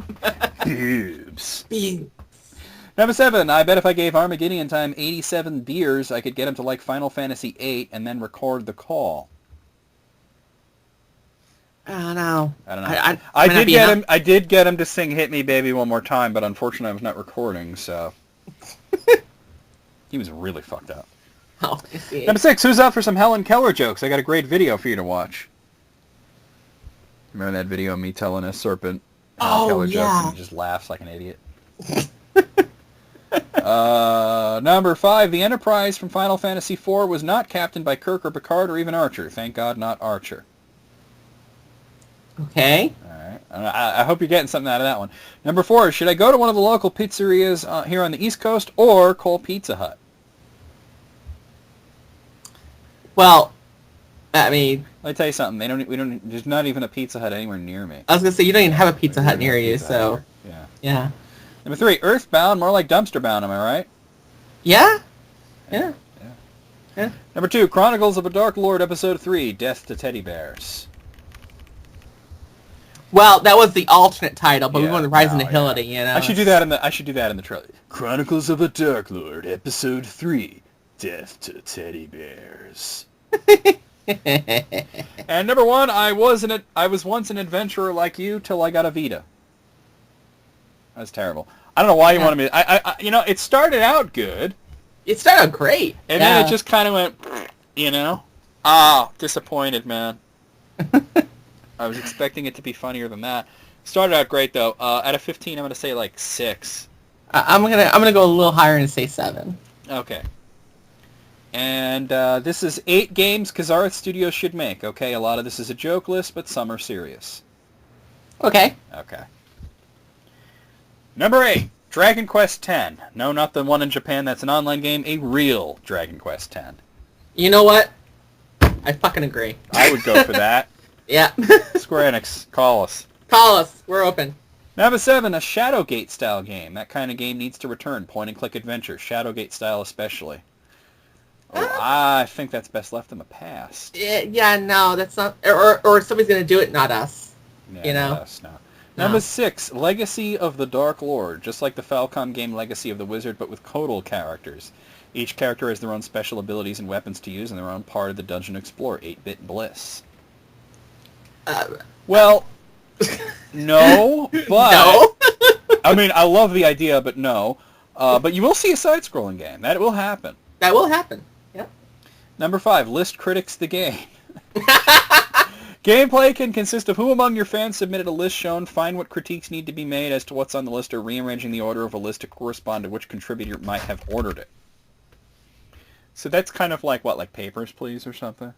I guess. I guess. Yeah. Okay. Number 4, a month of Garfield. Just make sure the physics work properly. A month of Garfield. Number 3, the George Takei FPS. Like Duke Nukem, but with Takei. He can say stuff like, "Oh my," after blowing up a monster, or "It's okay to be Takei," when he gets power-ups. I think that probably would be a fan game out there. I don't know that we would make that. Silas agrees. Silas agrees. Number 2, Winnie the Pooh and the Adventure in the 100-Acre Wood, a remake of the classic and heartwarming Game Boy Color game. I remember you saying in that video that Well, we should... that's why he put it there. And that's why number 1 is the same thing. Because after you remake it, you got to remake it again, because that's all you need. Silas agrees. Yeah, some funny, some serious. Out of 8, I'll give that an 8. I'll get that an 8. I enjoyed that. Silas, quiet. Quiet. Face. Quiet. Enough of your barkage. Come here. Come here. I said come here. Yes, wolf to the wolf. We know. Silas, come here. He's busting a rhyme, Tanya. Enough of your rapping. Okay. This next one is weird. You're not there, are you? Tanya! What's going on? Tanya! Oh. She's not there. We're waiting for Tanya to return. Sorry about that. She wandered off. Oh, there she is. Okay. All right. This is the last one. He's got more, but I got to give him a little bit of a break. I'm going to do one more by him. It's 21 Random Thoughts by S-Serpent21. Okay. Random Thoughts. He says, just some of the random things I think of during the day. They wouldn't really make it into any specific list, so if this episode of List Critics hasn't reached cultural irrelevance already, this list will take it there. Jack Handy had nothing to do with this list. Deep thoughts. Okay. No, this starts with number 1. Number 1, every time you go to an independent game store, you find the section with old games you love and are rare. A rainbow should shoot out of the store. Okay. A rainbow could shoot out of your ass. Yeah, there you go. Yeah. Number 2, does Splinter really hate Michelangelo the most, and that's why he gave him nunchucks to master? I don't think Wiz and Boomstick would lie to me. I think so. Nunchucks are like the worst weapon. Yeah. They're not even really a weapon. They're like a gardening tool. Number 3, South Park had an episode called Do the Handicap Go to Hell with a follow-up episode called Probably. This does not bode well for Eric the Midget. Eric the Shitty Penis. I remember those episodes, too. Yeah. Number 4, Tonberry and Roddenberry. Could those little bastards from Final Fantasy VI beat the Klingons? I don't know, Thousand Needle Attack? What do you think, John? You're thinking of Cactuars. Oh, right. Tomberries with the knife. Yeah. Grudge. Yeah. What do you think? Grudge versus Klingons. What do you think? I think Klingons would win. That's true. They got disruptors, so, Now, number 5, how great would it have been if the dental floss Lizbeth used to stitch Mikhail's wounds and the girl with the dragon tattoo had a label on it that said Made in Montana? I get it. That's interesting. Okay. Moving to Montana soon, gonna be a dental floss tycoon. Yes, I am. Number 6, Howard Stern said that James Earl Jones should read every book on tape. I would be up for Al Pacino reading books on tape if he did it in his Tony Montana voice. Okay. I want to hear like 50 Shades of Grey as read by Tony Montana. Now that I could actually hear. That would be hilarious. Mm-hmm. Number 7, the cheese on the paper of your McDonald's cheeseburger wrapper is probably better than the burger itself. Well, no. No. No, no. Oh. No. Oh. Number 8, the greatest things in the world come down to a 3-way tie of pizza, boobs, and Super Nintendo. One of those days I'll have a pizza waiting for me, and the day Eva Green comes over and tells me she wants to play Super Mario Kart with me. 100cc Star Cup, I'm Luigi, she's Bowser. No, see, she should bring the pizza. I was going to say she should come out with the pizza, and she should have like the cleavage pouring out, pizza in one hand, beer in the other, say, you want to play some fucking Super Mario Kart? Number 9, yeah, right. Oh, well, I think that's in response to the last one. Yeah. Like, that'll never happen. Number 10, amusement park should have the Battletoads Turbo Tunnel as a ride, but with a ball pit if you miss a jump, especially those exclamation point jumps toward the end. Okay. I could see that. I could see That that. would be cool. It'd be very difficult to actually do, though. Number 11, the Shockmaster needs to be a legend in an upcoming wrestling game, complete with a campaign mode for him to go through. I have no idea what he's talking about, Tony. I do. Okay. I do. All And right. you know what? Yes. Okay. Number 12, if a Sonic the Hedgehog dating sim was ever made, the world cannot have enough napalm to get rid of it and the people who will fap to it. I think my brain is being That leached. probably already exists. Ah, God. Number 13, both Family Guy and Bob's Burgers have had Carly Simon on as guest stars.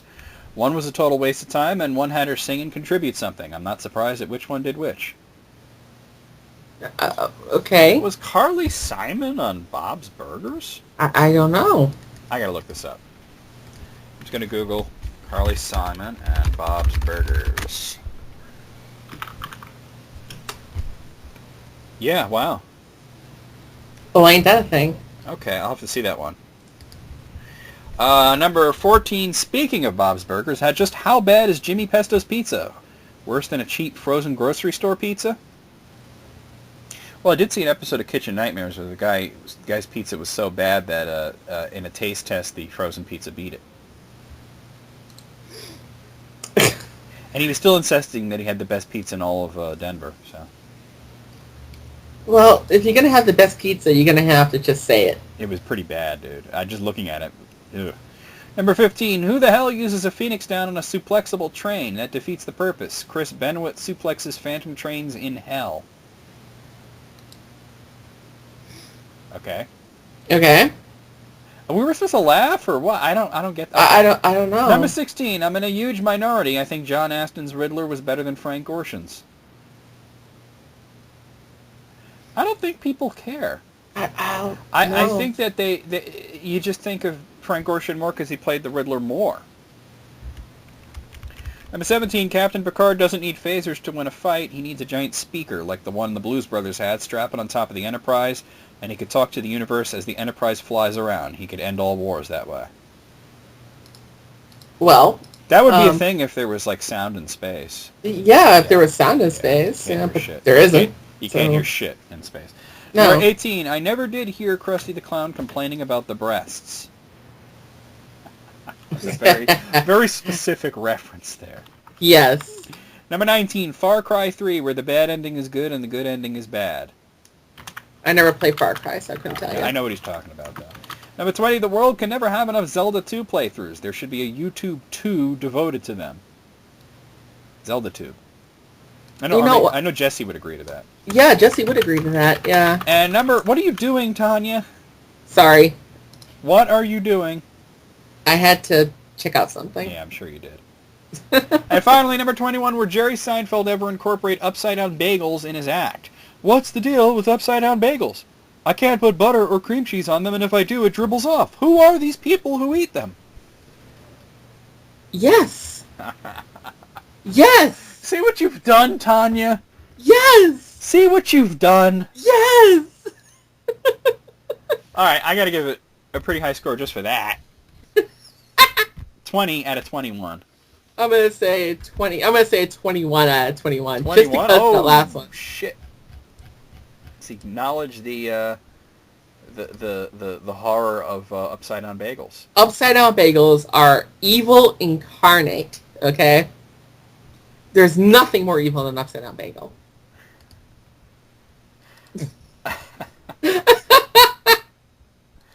Oh my God, Tanya. There is something wrong with you. I'm gonna tell you right now, Julie's gonna she's gonna start becoming one with the upside down bagels, and what's gonna happen at that point? She's gonna lay it on. She's gonna be like, at least it's not evil, it's an upside down bagel. And then what are you gonna do? You're gonna be like, wow, you're right. No. Evil. No. See, no. No, Tanya. You guys should have heard. I broke his brain one day. No, you know break brain. Okay, anyway. I got to go to a list that I got today. Okay. I try to go to the older stuff first, but I got this and it seemed like something that I would want to do. Okay. Alex Shannon sent it, actually. Hi, Alex. It's from Mental Floss. Oh. I don't know. I've heard of Rental Floss. I haven't heard of Mental Floss. Mental Floss. Mentalfloss.com. I'm looking up that. And Oh, okay, okay. He sent me two lists. Okay, all right. I guess I'll do them both. I didn't see that. The Metal Floss one was not the one I was looking for, but I'll do that first because it's a shorter one. 11 movies that made less than $400 at the United States box office. Okay. I mean, isn't that amazing? Less than $400 at the box office? Yeah. So these are basically the least successful movies ever that actually got commercially released. Hope Left Behind is on there. No, see, because that has a built-in audience Oh, yeah. of people who read the book, so I'm sure it made more than $400. Okay, well, maybe that Kirk Cameron movie. I don't know. Oh. Saving Christmas. All right, it starts at number 1. Let me go down to the bottom here. Okay, number 11 is Apartment 143, which came out in 2012 and grossed $383. Never heard of it. I guess there's a reason why. There's a little description, because I'm sure we've never heard of any of these. Imagine if the movie had actually been called Apartment 383. Oh, the irony. That's not irony. That's the opposite of irony. No, that would be... People don't know what irony means. It drives me crazy. Irony is when the last thing you expect to happen happens. That's irony. Mm-hmm. The financial failure of this Mexican horror flick certainly isn't a result of shoddy marketing materials. Its U.S. distributor Magnolia Pictures even earned a Golden Trailer Award nomination for Best Horror Poster. But so little seen was the movie when it eventually released in one theater for 1 week that it doesn't even merit a critic score on Rotten Tomatoes. A paltry 24% of the audience liked it. Wow. There you go. Number 10, The Marsh, which came out in 2007 and made $336.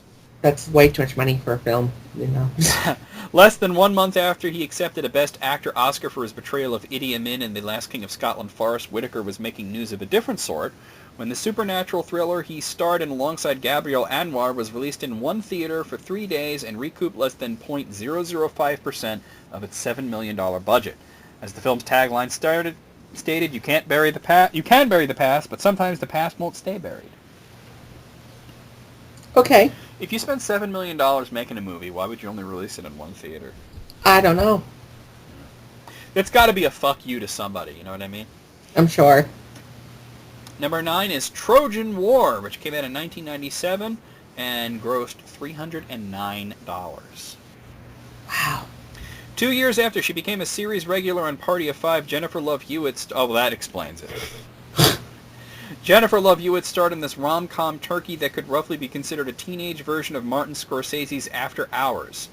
A kid gets beat up, mugged, and arrested on his quest to find a condom so he can score with his dream girl, played by Marley Shelton. Nope, not even the vast American population of hormonal teens could save his $15 million Warner Brothers production from being pulled from its one theater less than a week after its arrival. That's... Oh, God. Sounds bad, huh? Yeah. Number 8, Intervention, came out in 2007 and grossed $279. One theater, 3 days, $279 in 2007. That's pretty much the full theatrical story of Mary McGuckian's Tale of Addiction, which won the director a Best Feature Film Award at the 2007 San Diego Film Festival and a Best Actress honor for Jennifer Tilly, who is just one member of an enormous cast that includes Andy McDowell, Colm Feore, Rupert Graves, and former Baywatch babe Donna D'Erico. So it won an award. So it sounds like they didn't even try to make this make money. No. Weird. Number 7, Playback, which came out in 2012 and grossed $264. It's one thing when a movie starring relative nobodies and playing in one theater crashes and burns at the office. It's another thing when the lowest grossing movie in a single year has a recognizable name in it. I mean, okay, it's Christian Slater, but people know who he is, right?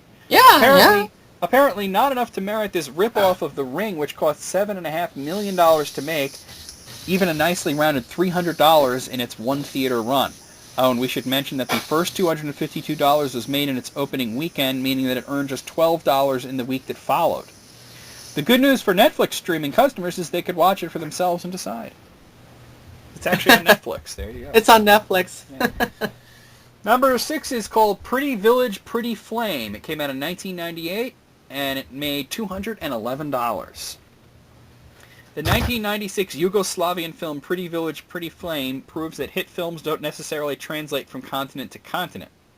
While it received plenty of favorable reviews from American film critics, Pretty Village, Pretty Flame only managed to attract $211 worth of business when it received a one-theater, one-week release on January 16, 1998, a far cry from the nearly 800,000 moviegoers who caught it in Serbia, which was close to 10% of the country's total population at the time. Well, damn. Okay. I love the title of this next one. Number 5 is The Ghastly Love of Johnny X. That sounds like a Scooby-Doo title. It doesn't it? That's why I like it. That came out in 2012, and it only made $117, Tanya. What was the name of it again? The Ghastly Love of Johnny X. The Ghastly Love of Johnny X. Ghastly kind of says it all. This 1950s-inspired sci-fi musical, which stars Creed Bratton, a.k.a. Creed from The Office, may have nabbed 5 awards at the American Film Festival circuit, but it only managed to scare up $117 during the week it spent in a single theater in Kansas City. Kansas City, Kansas in October 2012. Maybe that's because it had screened at the Kansas International Film Festival less than 3 weeks earlier. In the spring of 2013, Johnny tried again, placing the movie in 6 theaters over the course of 4 weeks. While it managed to break the $1,000 mark in revenues when it showed up in 2 theaters in Los Angeles, its total run earned back just $2,436 of its estimated $2 million budget. Oh, that's crazy. Wow. Number 4 is The Objective, which came out in 2009 and only made $95. Listen to this. Listen to this, Tanya. Since co-directing the Blair Witch Project, the indie movie whose success all other indie movies attempted to recreate in 1999, Daniel Myrick has kept a relatively low profile, directing just a couple of other films, most of which have gone straight to DVD. But in March of 2009, IFC Films gave this sci-fi flick a limited theatrical release. Very limited.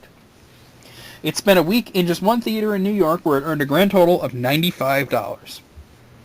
But there's a little bit of conflicting info here. While sources like Box Office Mojo list this as its only box office take, IMDb stats show that it earned slightly north of $2 million when it was released in LA 1 month later. So I guess they were a revival. Number 3, Dog Eat Dog, came out in 2009 and only made $80. After winning a slew of awards and nominations at film festivals and other key industry events around the world, including a World Cinema Grand Jury Prize nomination at Sundance, you would think that Carlos Moreno's Colombian crime world drama Dog Eat Dog would have the legs to sustain a single cinema theatrical release, and you would be wrong. What's sad is that most of these sound like good movies. Yeah, $80. That's Well, here's one. Number 2, Storage 24, which came out 2013 and made $72. $72. While box office analysts kept pointing to The Lone Ranger as 2013's biggest bomb, Johan Roberts, writer-director of the British sci-fi flick Storage 24, would have been happy with just a fraction of that big-budget clunker's ticket sales. Heck, he'd have been happy to just crack the $100 mark. But triple digits weren't in the cards for this flick, which, like Ziz Road, played in one theater for 1 week. You take the film for what it is, we had no money, co-writer star Noel Clarke told IndieWire, and we were ambitious. But number 1 is, how would you pronounce this? I'm going to spell this out for you, Tanya. Okay. Zyzzyx. Oh, it says it right here. It's supposed to be Zyzzyx. Oh, Zyzzyx. Okay, so number 1 is Zyzzyx Road, which I guess nobody wanted to come up to the counter and say 2 tickets for Zyzzyx Road because they don't know how to say it. That's why it only made $30. $30. If this film looks like a typo title, it's pronounced Zyzzyx, by the way, wasn't enough of a turn-off. Its tagline, Dead Ahead, should have served as a harbinger of the box office doom that would eventually befall it. To be fair, the thriller, which stars Tom Sizemore and Katherine Heigl, only played in one theater, the Highland Park Village Theater in Dallas, but it played in that theater for an entire week.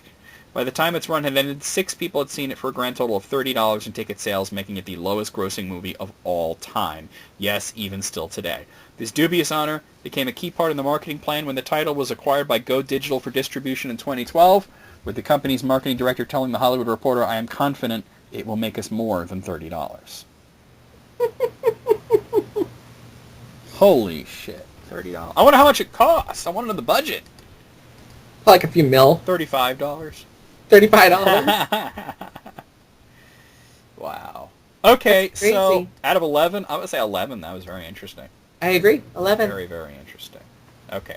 So, his other one that he sent me is a big one, Tanya, but it's very interesting. And my browser's locked up. Ah, there it goes. Okay. Oh, I was about to say, that was a kettle of poop. Yeah. So here's the thing. Alex Shannon sent me this. Now, normally I have a limit on lists. 100 is the most. Mm-hmm. This goes up to 105. So it's kind of low. But I do find it to be very interesting, so we're going to do it. It is ranked from best to worst every superhero movie that this website could come up with. Oh, wow. From best to worst. IO9.com, superhero movies ranked. Now, these are, just kind of glancing at the header, it's not necessarily comic book movies, but anything with superheroes in it. Okay. So they don't have to be based on... I see Orgasmo in the header here. So. Oh, okay. Something called Zebra Man. Was there... Zebra Man? Wow. That's a thing. Okay, so... I'm going to start at the top with number one. They're ranking the best movies. Now, Alex Shannon has warned me that this is a terrible list. Oh, boy. He says they use images from wrong movies and their ranking is all screwed up. So, if I see any wrong images, I'll point that out, you know? Okay. Hold on just a second here. Okay. All right, so here we go. So by the way, what do you think number one is? What do you think the best superhero movie of all time is? Boy. Yeah, I want you to see if you can give me your number one and your number 105. Like, what do you think the best and the worst is? Oh, jeez. That's a hard question. It's not really that hard. It's right. I mean, okay, I'll give you my answer to it. Winter Soldier is my top one. Winter Soldier's number one, and what is like the very worst thing ever? The very worst thing ever? Condor Man. There was a movie called Condor Man? Yes. Okay. Well, for me, number one would be The Dark Knight. Oh. And yes. very bottom of the barrel would be Ghost Rider. Oh, Ghost Rider. Okay, yeah. But let's see. Let's see what we got here. So, God, fun. Number one, they picked The Avengers as number one. It was not that good. Really? The Avengers? Yeah. I mean, I liked The Captain Avengers. America movies better than The Avengers. Me too. I liked Iron Man 1 better than The Avengers. Oh, okay. All right. Well, okay. Number two is The Dark Knight. So at least they got that. Okay, good. Number three is Spider-Man 2. I don't necessarily agree. I think it seemed very good when it came out. It was a pretty good movie, but it's been surpassed so many times.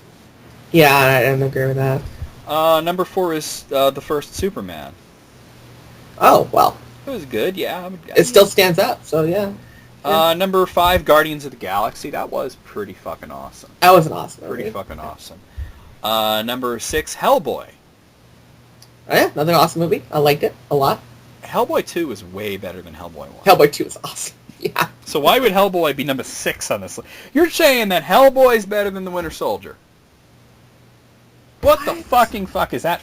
Because that's number 7, by the way, Captain America the Winter Soldier. Really? That should be number 2. I was going to say number 2? Well, you would put it as number 1. I put it as number 1. Right after The Dark Knight. Okay. Number 8, Iron Man. That was awesome. Iron Man was great. Awesome. Yeah. Yep. Number 9, Darkman. You don't often think about that one, but Darkman, I don't know, would you really call that a superhero?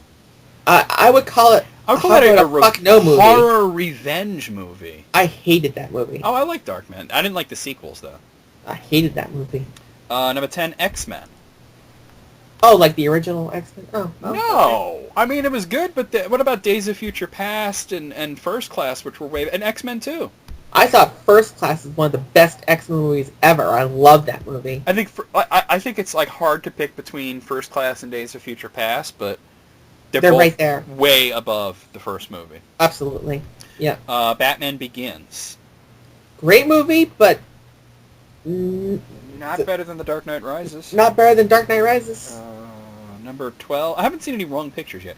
Number 12, Batman, the original Batman. Oh, with Michael Keaton? Yeah, it's got its charms, I would say. Yeah, that's pretty good. Yeah, it's awesome. Awesome movie. Number 13, really? Number 13 is Iron Man 3. I would have expected that to be around the middle of this list. I would expect it to be towards the end of the list. No, it's not that Iron bad. Man 3. I mean, come on. You're going to put it with Batman and Robin? I mean... Yeah. I wouldn't put it that bad. I But are hate you that saying movie. it's better than Iron Man 2? What the fuck is wrong with you, man? Who the fuck wrote this?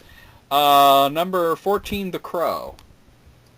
Totally not a superhero, but it was based on a comic, so good movie. Good movie. Good movie. Number 15, Blade 2. That was the best Blade movie. It was the best Blade movie. Pretty fucking awesome. Great action. Number 16, Unbreakable. That is a different take on superheroes. Definitely. Very good movie. Good movie. Yep. Number 17, Sky High, which is the kind of movie that I would not see. I didn't see it. Yeah. I don't think I wanted to see it. Number 18, X2, X-Men United, which is totally not number 18. Why is it number 18 again? It should be above X-Men, and it should be way lower. They should both be way lower. Yeah. Because there are better X-Men movies. Yeah. Number 19, the original Blade. That's a very good movie. I enjoyed the hell out of it. Great movie, but not where it should be, though. So. Number 20, the original Spider-Man. Personally, I don't think it's aged that well, but that's just me. It hasn't aged well, but... Number 21, Batman Returns, which I would personally put way, way, way lower. I honestly, I thought Batman Returns is a good movie. It's not great, so... Number 22 is just called Super, which I don't know the movie. I don't know it. Apparently it's an indie comedy movie about superheroes, so... I have no idea. Number 23, the first Captain America, which was excellent. Excellent movie. Yeah. Fucking awesome. Number 24, Superman 2, which I got to tell you, when I saw it as a kid, I loved it. Saw it more recently. Ooh, it wasn't that good. It does not hold up. It does not hold up at all. Especially like as far as like a Zod movie, like you compare Superman 2 to Man of Steel, and Man of Steel is like way better. Number 25 is Thor. I thought the second Thor was better. I was gonna say it definitely had a better script. I like the Dark World better. Yeah. You know. Number 26 is Kick-Ass, which I would put at the bottom. That would barely be above Ghost Rider. I hate that movie. I hate it too. Number 27, X-Men First Class. I think that that should be way towards the top. Yeah. Come on, really? Number 28, Hellboy 2: The Golden Army, which I think should be way higher. It should be higher than Hellboy, the original, because it's awesome. I would swap them. I put Hellboy at number 28 and Hellboy 2 in the top 10. Yep, there we go. Number 29, Chronicle. I did not see Chronicle. I did hear it was good, though. I know Carissa saw it. She liked it. I heard it was really good, but I haven't seen it yet. I haven't seen it yet either, no. Number 30, Avengers Age of Ultron, which was... I would put that more towards the middle. Like, it was Final Fantasy VII. Yeah, that could be like number 50, not number 30. You know what I mean? Yeah, it was good, but it wasn't... It started off really bad. Let's just be honest. It started off terrible. It started off horrible. It got better, though. Number 31, The Dark Knight Rises. Now, you're honestly saying Age of Ultron's better than The Dark Knight Rises. Really? Really? Yeah. Number 32, 32 is The Amazing Spider-Man. Now, see, this was, I thought, the best Spider-Man movie, but apparently a lot of people didn't like this. No, I have to disagree with that. I didn't like it. I didn't see this Amazing Spider-Man 2 because everybody told me, don't. I will eventually to review it, but... Ugh. Number 33, X-Men Days of Future Past. That should be way higher. That should be way higher. Awesome movie. Number 34, Orgasmo. You know, I actually did see that. The Orgasmo Ray. It was funny. Of course it's funny. It was funny. Number 35, The Mask. Honestly, It's funny. I don't know. Would you consider that a superhero movie? Well, The Mask. It was based on a comic, but first of all, the comic was not a superhero comic. No. And the movie was not anything like the comic or like a superhero movie. But then again, if you take the word superhero and you do the literal definition, he is a superhero. He's not a hero, though. He does save people from the mafia people there, you know what I mean? I mean, like... Yeah, but he's cleaning up his own mess. I I'm think just The saying. Mask is a revenge story. The comic, it's a dark revenge story, and in the movie, it's a goofy Jim Carrey movie. But Yeah. okay, it was funny. I would say it's placed around the right spot at least. Yeah, I guess so. Yeah. Number 36, Thor: The Dark World.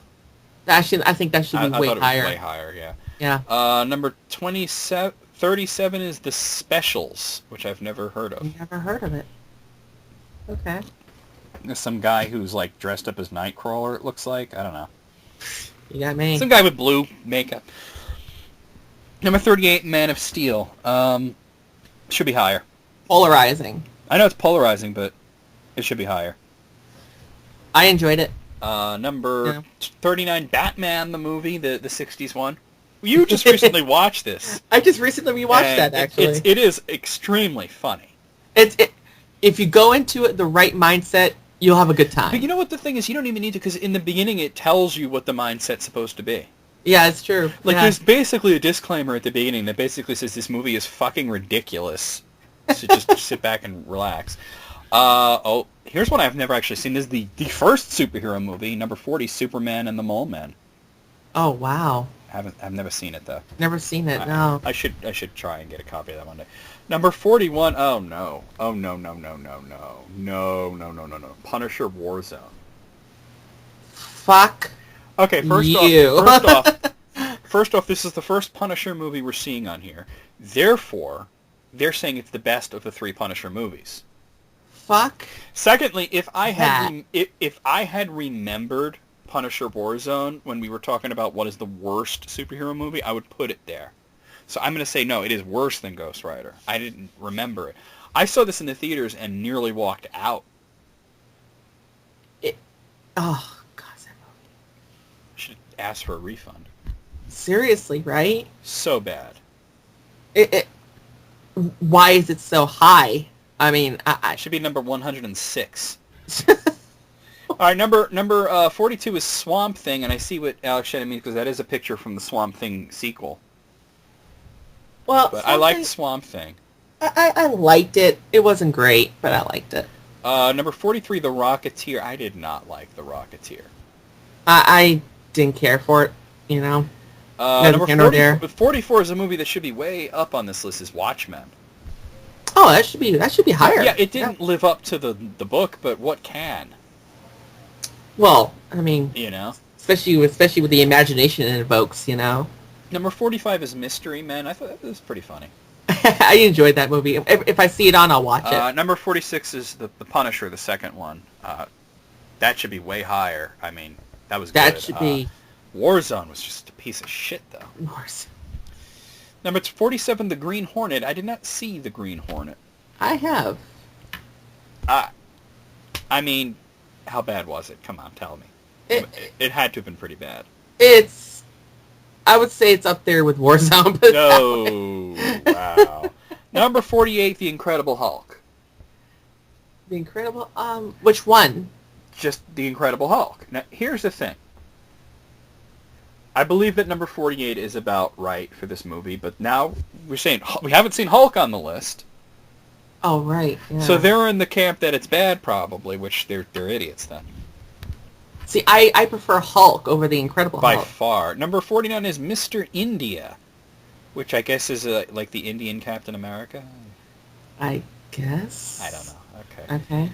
Number 50, Kick-Ass 2, which I did not Can see. fuck itself in its face, too. I don't care. I didn't see, Number 51, Zebra Man. Zebra Man! God, it looks so bad just from the picture. It looks like a fucking, like, bottom barrel Power Rangers costumes, you know? Zebra Man. Zebra Man. Okay, number 52 is Hancock. I forgot about Hancock.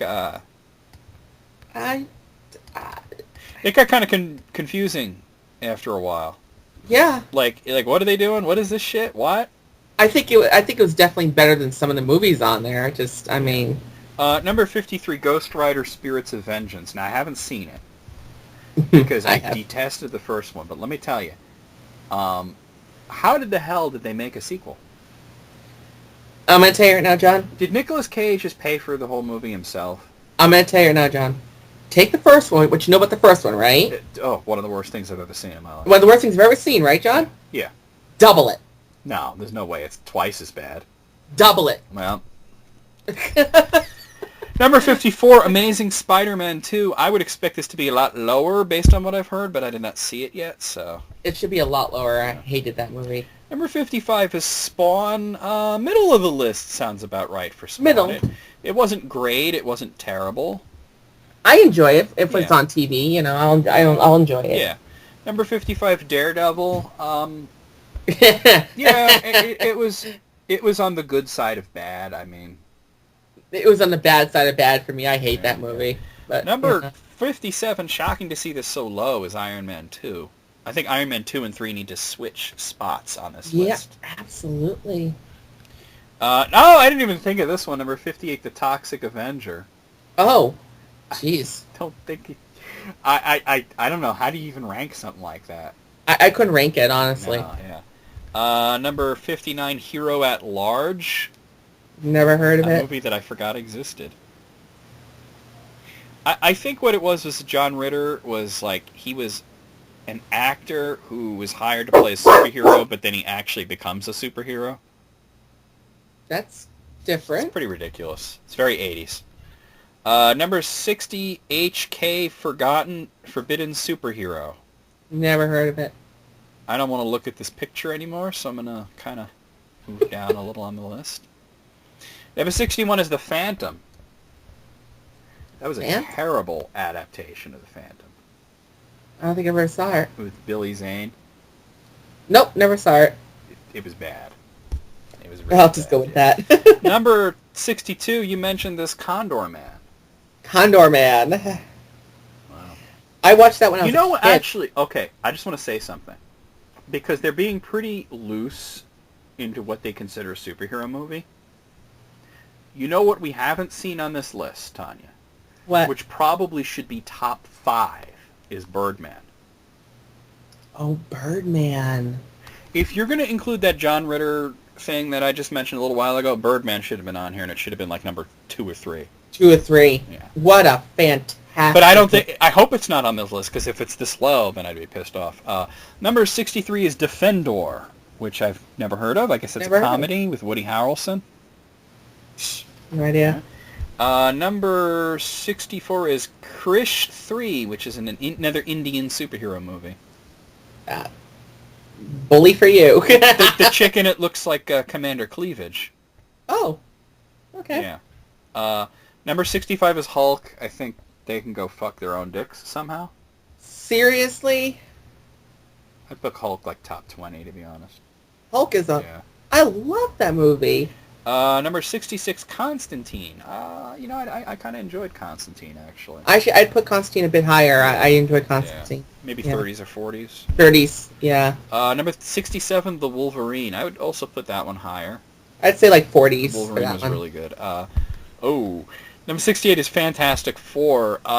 They're kind of 68's kind of like the good side of bad. I think it was the bad side of bad. That should be way in the bad way side lower than that. Number 69 is Superman Returns, which, while not great, I think should be higher. And it should be a little higher. A little higher, yeah. And I'm just thinking about this now. So they're saying that Superman 1 is the best, and then Superman 2, and then Man of Steel, and then Superman Returns. So obviously 3 and 4 and Supergirl are somewhere wandering around the bottom, which sounds about right. That sounds about right. Yeah. Okay, so number 70 is Krish, which is that Indian thing. Awesome. That's the first one. No idea. Number 71, Batman Forever. I've never liked that movie. I didn't hate it, but I liked it better than Batman Returns, I'll be honest with you. I did not like Batman No, I like Batman Returns way better than that one. Number 72, The Crow City of Angels. This is a movie that could have been really high, except it literally does not have an ending. No. Like basically what they filmed an ending. I guess somebody at the company, the distributor, did not like it. They cut it out, and then they basically, like, spliced together shit to make, like, a music video at the end. It doesn't make any sense. Yeah, it's completely confusing at the end. Yeah. The rest of it was great, though. But that Yeah. ruined it. Ruined it. Number Completely. 73 is Blade Trinity. Blade Trinity was bad. It was bad, but let me tell you, it's bad for me in the way that I can still derive enjoyment out of it. The only way that I can get any enjoyment out of it, because I hated it, but if you imagine that Ryan Reynolds is actually Deadpool, all that dialogue makes a lot of sense. Yes. Number 74 is Ghost Rider. Ghost Rider sucked. It was confusing. It broke its own rules. It was a mess. The special effects were bad. And I'm just over Nicolas Cage. Yeah. Nicolas Cage. Number 75. Oh, I forgot about this one. Meteor Man. Oh, I forgot about that one. I thought that was funny. It was okay. I mean, it wasn't meant to be like a great movie. It was meant to be funny. Yeah, it was okay. Number 76 is Super Fuzz. Oh, Chris saw that. I've never even heard of it. She saw it. I don't know what she thinks of it, though, so... Number 77 is Green Lantern. A lot of mixed Fuck opinions his on face. that one. I didn't hate it, but it was Face. disappointing. Face fucking. That's all it does. Face fucking. Now, this is unusual. See, number 78, X-Men Origins Wolverine. I think that was a lot better than that. I think it was better. It was certainly better than Green Lantern. Hell yeah. And I didn't even hate Green Lantern, but X-Men Origins Wolverine was definitely better. Yeah. We just talked about this a little while ago. Number 79, My Super Ex-Girlfriend, one of S. Serpent's least favorite movies. Oh, I hate that movie. I hate that movie. Oh, and here's Andrew telling me I am the wackest Link. Well, he is the Fleasum Zelda. Whatever that means. Number 80, Fantastic Four, Rise of the Silver Surfer. Now, honestly, I think it was marginally better than the other one, but they're both so bad that it almost doesn't matter. Yeah, it's like pulling hairs at this point. I'm surprised they're so far apart on the list. God. Number 81 is Blank Man. I forgot about Blank Man. Blank Man. I remember Blank That was Man. hilarious. I actually enjoyed that. He was a nerdy fucking superhero. I thought it was funny. I thought it was funny. Okay. Number 82, Son of the Mask, which I never saw. Which needs to die Yeah. in a fire. I never saw it, so. Surrounded by hellfire. Wow. Number 83 is The Adventures of Shark Boy and Lava Girl in 3D. I actually saw that. Now, the story that I heard was that Robert Rodriguez let his kids create these characters. It's true. I mean, how bad was it? Tell me. Is it number 83? Batman and Robin. Ooh. Honestly, like Batman and Robin. Not even kidding. Like, honestly, though, like, if you're going to include this, like, isn't this, like, more like a Spy Kids type of thing? You'd think so, but honestly, I'd rather watch a million Spy Kids Because they had movies just than done the watch that 3D Spy Kids. I've never seen any of these Spy Kids movies, but isn't that pretty similar? one. Like I said, I'd rather watch a Spy Kids movie than watch that. Number 84 is The Return of Swamp Thing, and actually the pictures from Swamp Thing. That's the only wrong pictures that I've seen so far, is that they reversed the two Swamp Thing pictures. Return of Swamp Thing? Return of Swamp Thing was dumb. It was stupid. Dumb, It was stupid. Number 85 is a movie I never heard of, Super Argo and the Faceless Giants. Never heard of it. Okay. Looks like Italian Spider-Man. You ever see Italian Spider-Man? Yes. Okay, so you know what I'm talking about. Number 86, Superman 3. Superman 3 was bad. Oh, boy. It had some good moments. That's probably why it's not the worst Superman movie, but it was bad. It was bad. Speaking of bad, number 87 is Steel. Oh, that's not with Shaquille? Yes. They could have done this well. If they would have made it take place during the 70s and actually gone full blaxploitation with it, it would have been great. That would have been funny. You already had Richard Roundtree in it. Yeah. You had the funky soundtrack. Why not go for it? Just you know what I mean? Steel was so terrible. Oh, God. Number 88 was Underdog. I did not see Underdog, but everybody that I know that saw Underdog said it was a travesty. I saw Underdog. How bad? It was a travesty. Yeah. Okay, there you go. Number 89 is Super Capers, which I've never heard of. Never heard of it. Wow.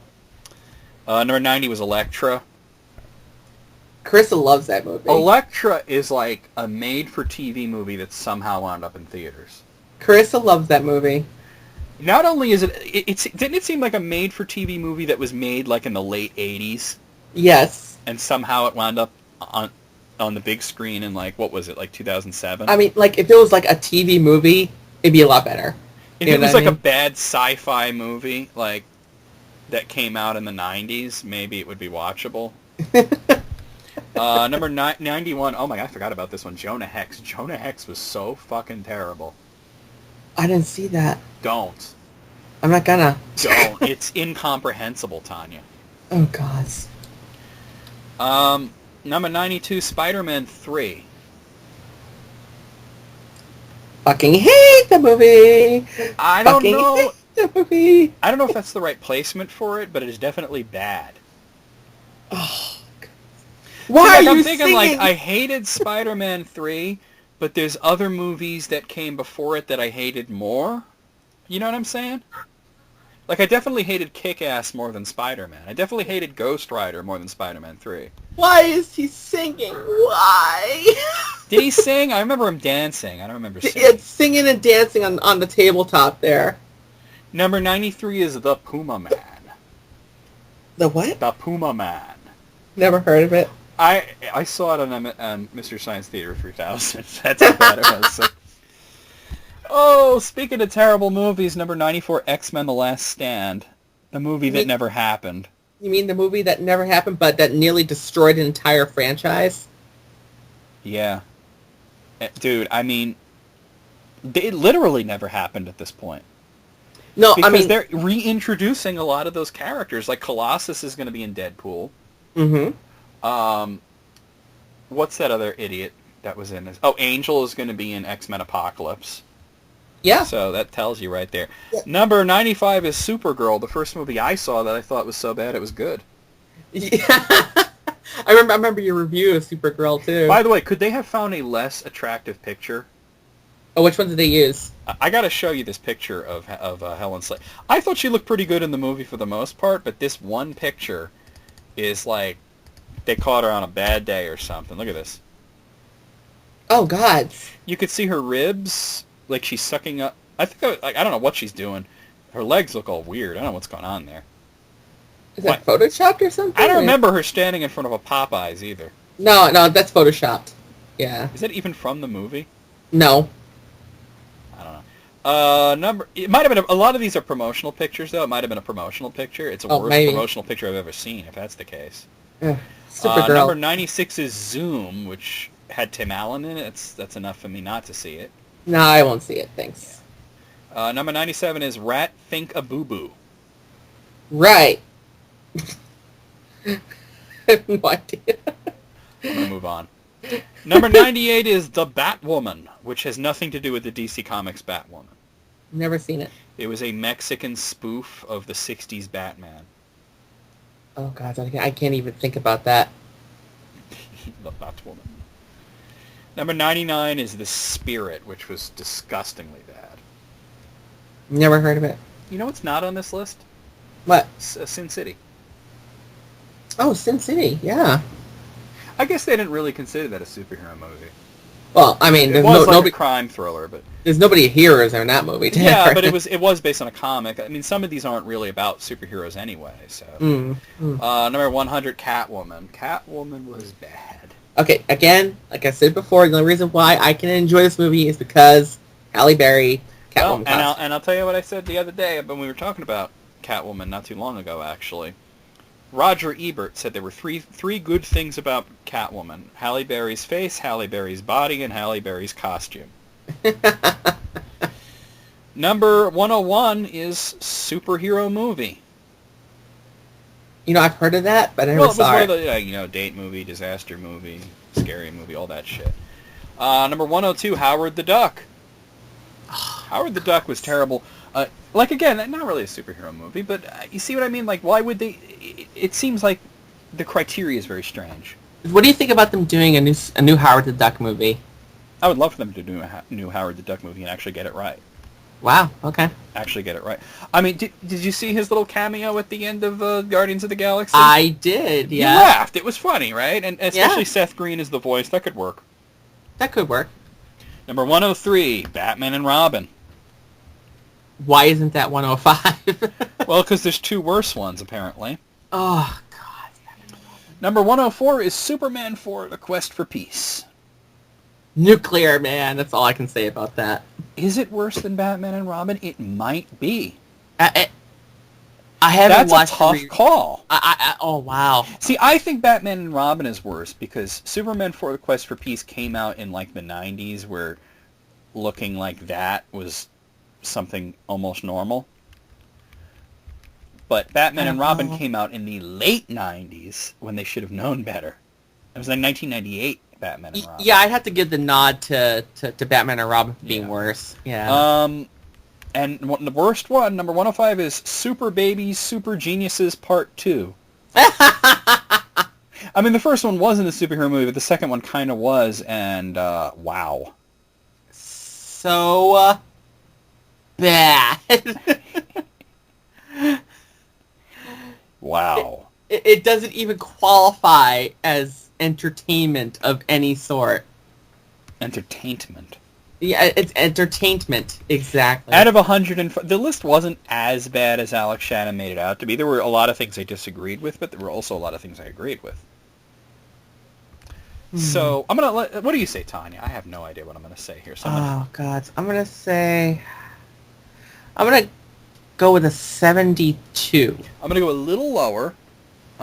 Just straight 70 Okay. out of 105.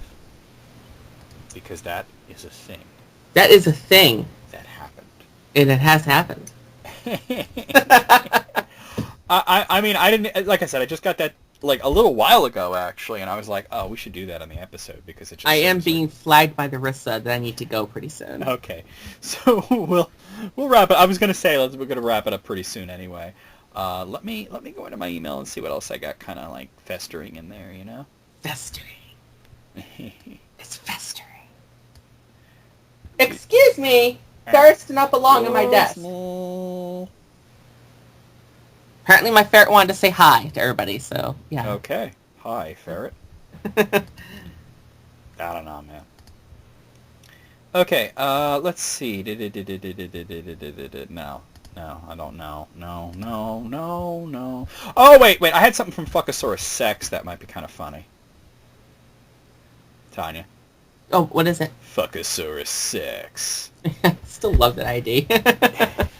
Top 11 lists about nudity and sex that this mighty mustachioed dinosaur will send in if you wish to see them. Okay. So basically, he's giving us the titles of lists that he may potentially do if we want to see them. Okay. Top 10 female porn stars from all eras getting banged. I don't know about that one. Top 10 solo female porn stars showing off all their goods. Top 10 hottest girl-on-girl pairs. I'm going to say yes to that one. Oh, okay. Top 10 hottest girls nude in a public place. Okay. I think you got half these from Mr. Skin or something. Top 10 hottest glamour models standing around being nude and sexy but not masturbating. That is so specific. Why is that so specific? Top 10 hottest breasts. Well, Top Eva 10 Green, hottest you know? pussies. Top 10 hottest asses. Uh-huh. Top 10 hottest pics of naked female celebrities. And finally, top 10 hottest and most convincing faked nude pictures of celebrities. Faked. Faked. If you got the time and inclination to make these, then yes, send them in. That would be hilarious. Maybe we'll do it next February. Honestly, that's like 11 out of 11 for me right there. Yeah. Just the fact that he wrote half that shit down, like, physically, is amazing to me.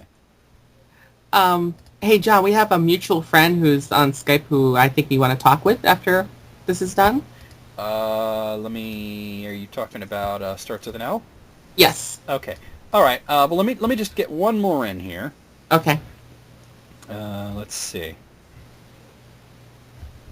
Ba, ba, ba, ba, ba, ba. No, that's from Brandy. Why is that starred? Okay, let's see what we got here. Oh, I wanted to do this one. I had this up. Okay, wait. Did I do this on List Critics 2, though? Let me just see. I have a feeling I might have already done this one. Where's the actual list? I ate it. It's in my butt. There's the header. Where's the list? What the fuck is this cocking shit? There's like nothing here. It's like blank. Oh, that's weird. Alright, never mind that. Okay. Fucking hell. Where's my phone? I had something up on my phone that I wanted to do, actually, now that I think of it. And we'll end it with that, then. Let's see. Firefox. I only have one tab open. Oh my god. Alright, let me go to my history. I had something yesterday. What? Just talking to Carissa. Okay. I had something up that I wanted to do here. Here it is! The 17 most controversial TV episodes ever. Okay. Okay. So, I mean, the discussion will be like, have you seen this? Is it controversial? That kind of thing. So, I'm expecting South Park to be in that list. which episode? 1400 and 1401. I think you mean 200 and 201. Oh, God. See, this is how tired I am. Yes. They haven't made 1,400 episodes of South Park. If they have, I can't wait. You know? Yeah. So, yeah. Okay, first up is Seinfeld, The Puerto Rican Day. Seinfeld? I saw this when it was new. I didn't think it was offensive. I am Puerto Rican. Kramer accidentally lights a Puerto Rican flag on fire, and it happened to be right during the Puerto Rican Day parade, and a bunch of Puerto Rican guys chased him because that's offensive. It was meant to be upsetting to Puerto Rican people, but it was an accident. I can see pulled it. It never aired in reruns. It is on Hulu, though. It is on Hulu. Yeah. It shouldn't have been. It was controversial, but it should not have been. Yeah. It's actually also, I think it was like the second to last episode. It was. I mean, there was one between that where it was like a clip show, but...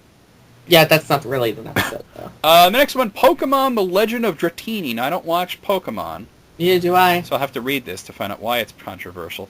It might seem bizarre that a children's show like Pokemon could create a controversial episode, but it's had a few episodes that were banned from airing in the U.S., most notably The Legend of Dratini. The episode featured guns and even included a scene where a character dressed up as Hitler. What? Really? Why?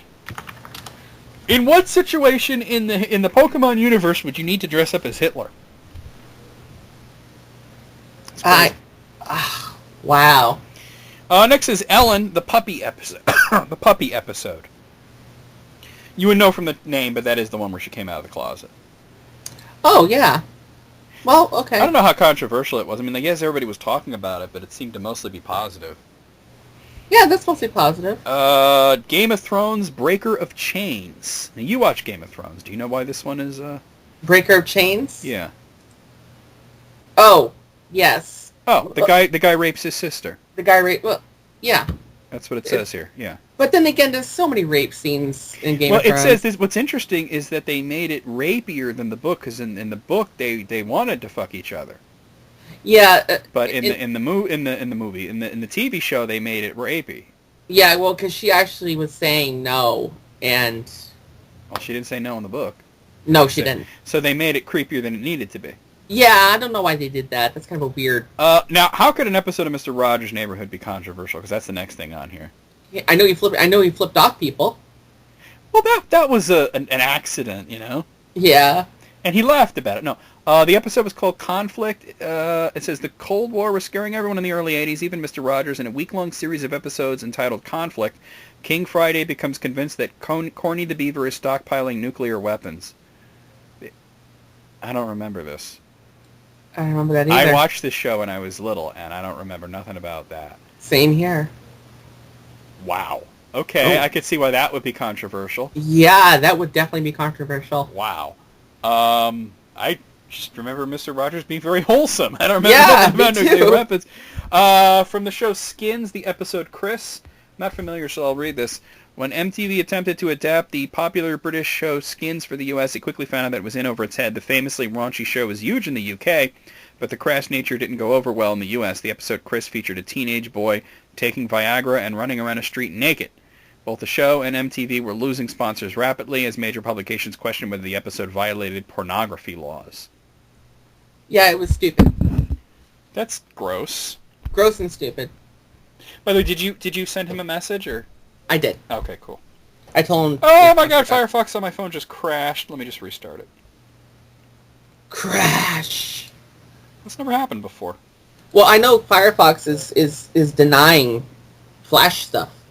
I've noticed that. I've hit allow on it. Yeah, so have I, but yeah. No, but this is on Android. Oh, it's an Android. Oh, wow, okay. I'm looking at this on my phone. All right, it brought the list right back up, but it went back to the beginning, so I'm scrolling through these, or rather clicking through because it's a slideshow. So, okay, Ellen. Okay, Game of Thrones. Okay. Hope it doesn't crash again. Mr. Rogers, nuclear weapons are... Dude, I didn't know Mr. Rogers is George W. Bush.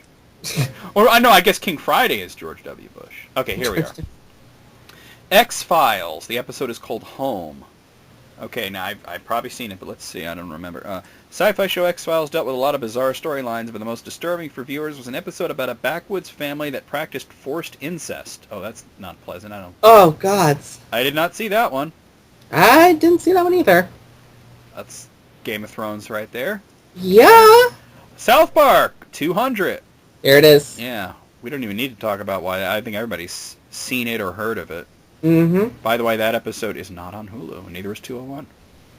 Although it is online, we have to find it, though. Yeah, Super Best Friends isn't on Hulu either. Mm. The Twilight Zone, The Encounter. Now, I think I've seen every Twilight Zone, so let's see. The Twilight Zone is famous for freaking out viewers with its shocking paranormal stories, but the episode that went too far had less to do with science fiction and more to do with reality. In The Encounter, a World War II veteran is trapped in his attic with a Japanese-American man. I've seen this. And the two are forced to confront their issues. Although the episode was meant to open a conversation about race issues during wartime, it was only ever aired once after Japanese-American advocacy groups found the incendiary language and intense scenes uncomfortable. It was meant to be uncomfortable. It was meant to be uncomfortable. It was meant to confront people's racism. Right. I've seen it. It was good. I saw it too. It was good. Yeah. It was very important, I thought. Buffy the Vampire Slayer, the episode Earshot. I don't watch the show, but you do. Do you know Earshot? I got the... Oh, it had to do with a school shooting, and it aired a week after Columbine. Oh, yeah, I do know that one. Bad timing. The message was clear. Could have been executed better. Yeah, but I think it's the timing that made it controversial. The timing was very controversial. Obviously, they filmed these well in advance, you know. They should have pulled it and waited until the next season or something. Oh, one of my favorite. The Simpsons. Blame it on Lisa. They went to Brazil. Yep. Brazilian government very unhappy with that episode. Oh, I know. Yeah. You know what's funny is they made a reference to it way later when they could go on a trip anywhere in the world, and Homer says, I'd go to Brazil again, but I heard the monkey problem's even worse. Okay, next one's from Hannibal, but not the episode I expected to see here. It's called Oof. Uh-huh. That was with the kids that were brainwashed to kill each other. Oh, okay. Yeah. They didn't air it. You have to, really search for it. There was another episode of Hannibal that got pulled because it had to do with a bomber, and unfortunately, they pulled it because of the Boston bombing. Oh, because of Boston, yeah. Hannibal just had some, just unfortunate timing sometimes. Family Guy. Partial Terms of Endearment. Oh, that was the abortion episode. That was the abortion episode. Very unpleasant. Yeah. Very squicky. Married with Children, I'll See You in Court. Oh, I remember that one. That was with the sex tapes. The sex tapes. Yeah. Yep. I don't know why. I thought it was funny. I wouldn't even think of that as being the most controversial Married with Children. No, I thought there were more controversial ones than that. Yeah. But, what about when Peg fell for that gay guy? Yep. Okay. Then we have the episode Maud's Dilemma. Never saw it. Well, she was pregnant and she got an abortion. Oh, again with the So- abortion. Okay. But I think that handled it a lot better than Family Guy because they did treat it pretty seriously. Mm. But the thing is, Maude, that was like in the 70s, so like people were very like freaked out by that. And I think this is the last one. NYPD Blue, the first episode.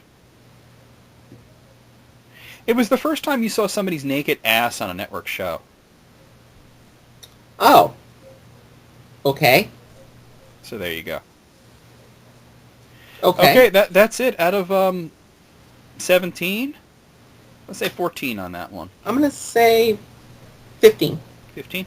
Okay, so let's wrap it up. That is List Critics. See you guys soon for List Critics 2. Hope you all enjoyed the episode and Upside Down Bagels. Upside Down Bagels, and I hope you enjoyed Wrist Critics. Oh, List Critics. Something wrong with you.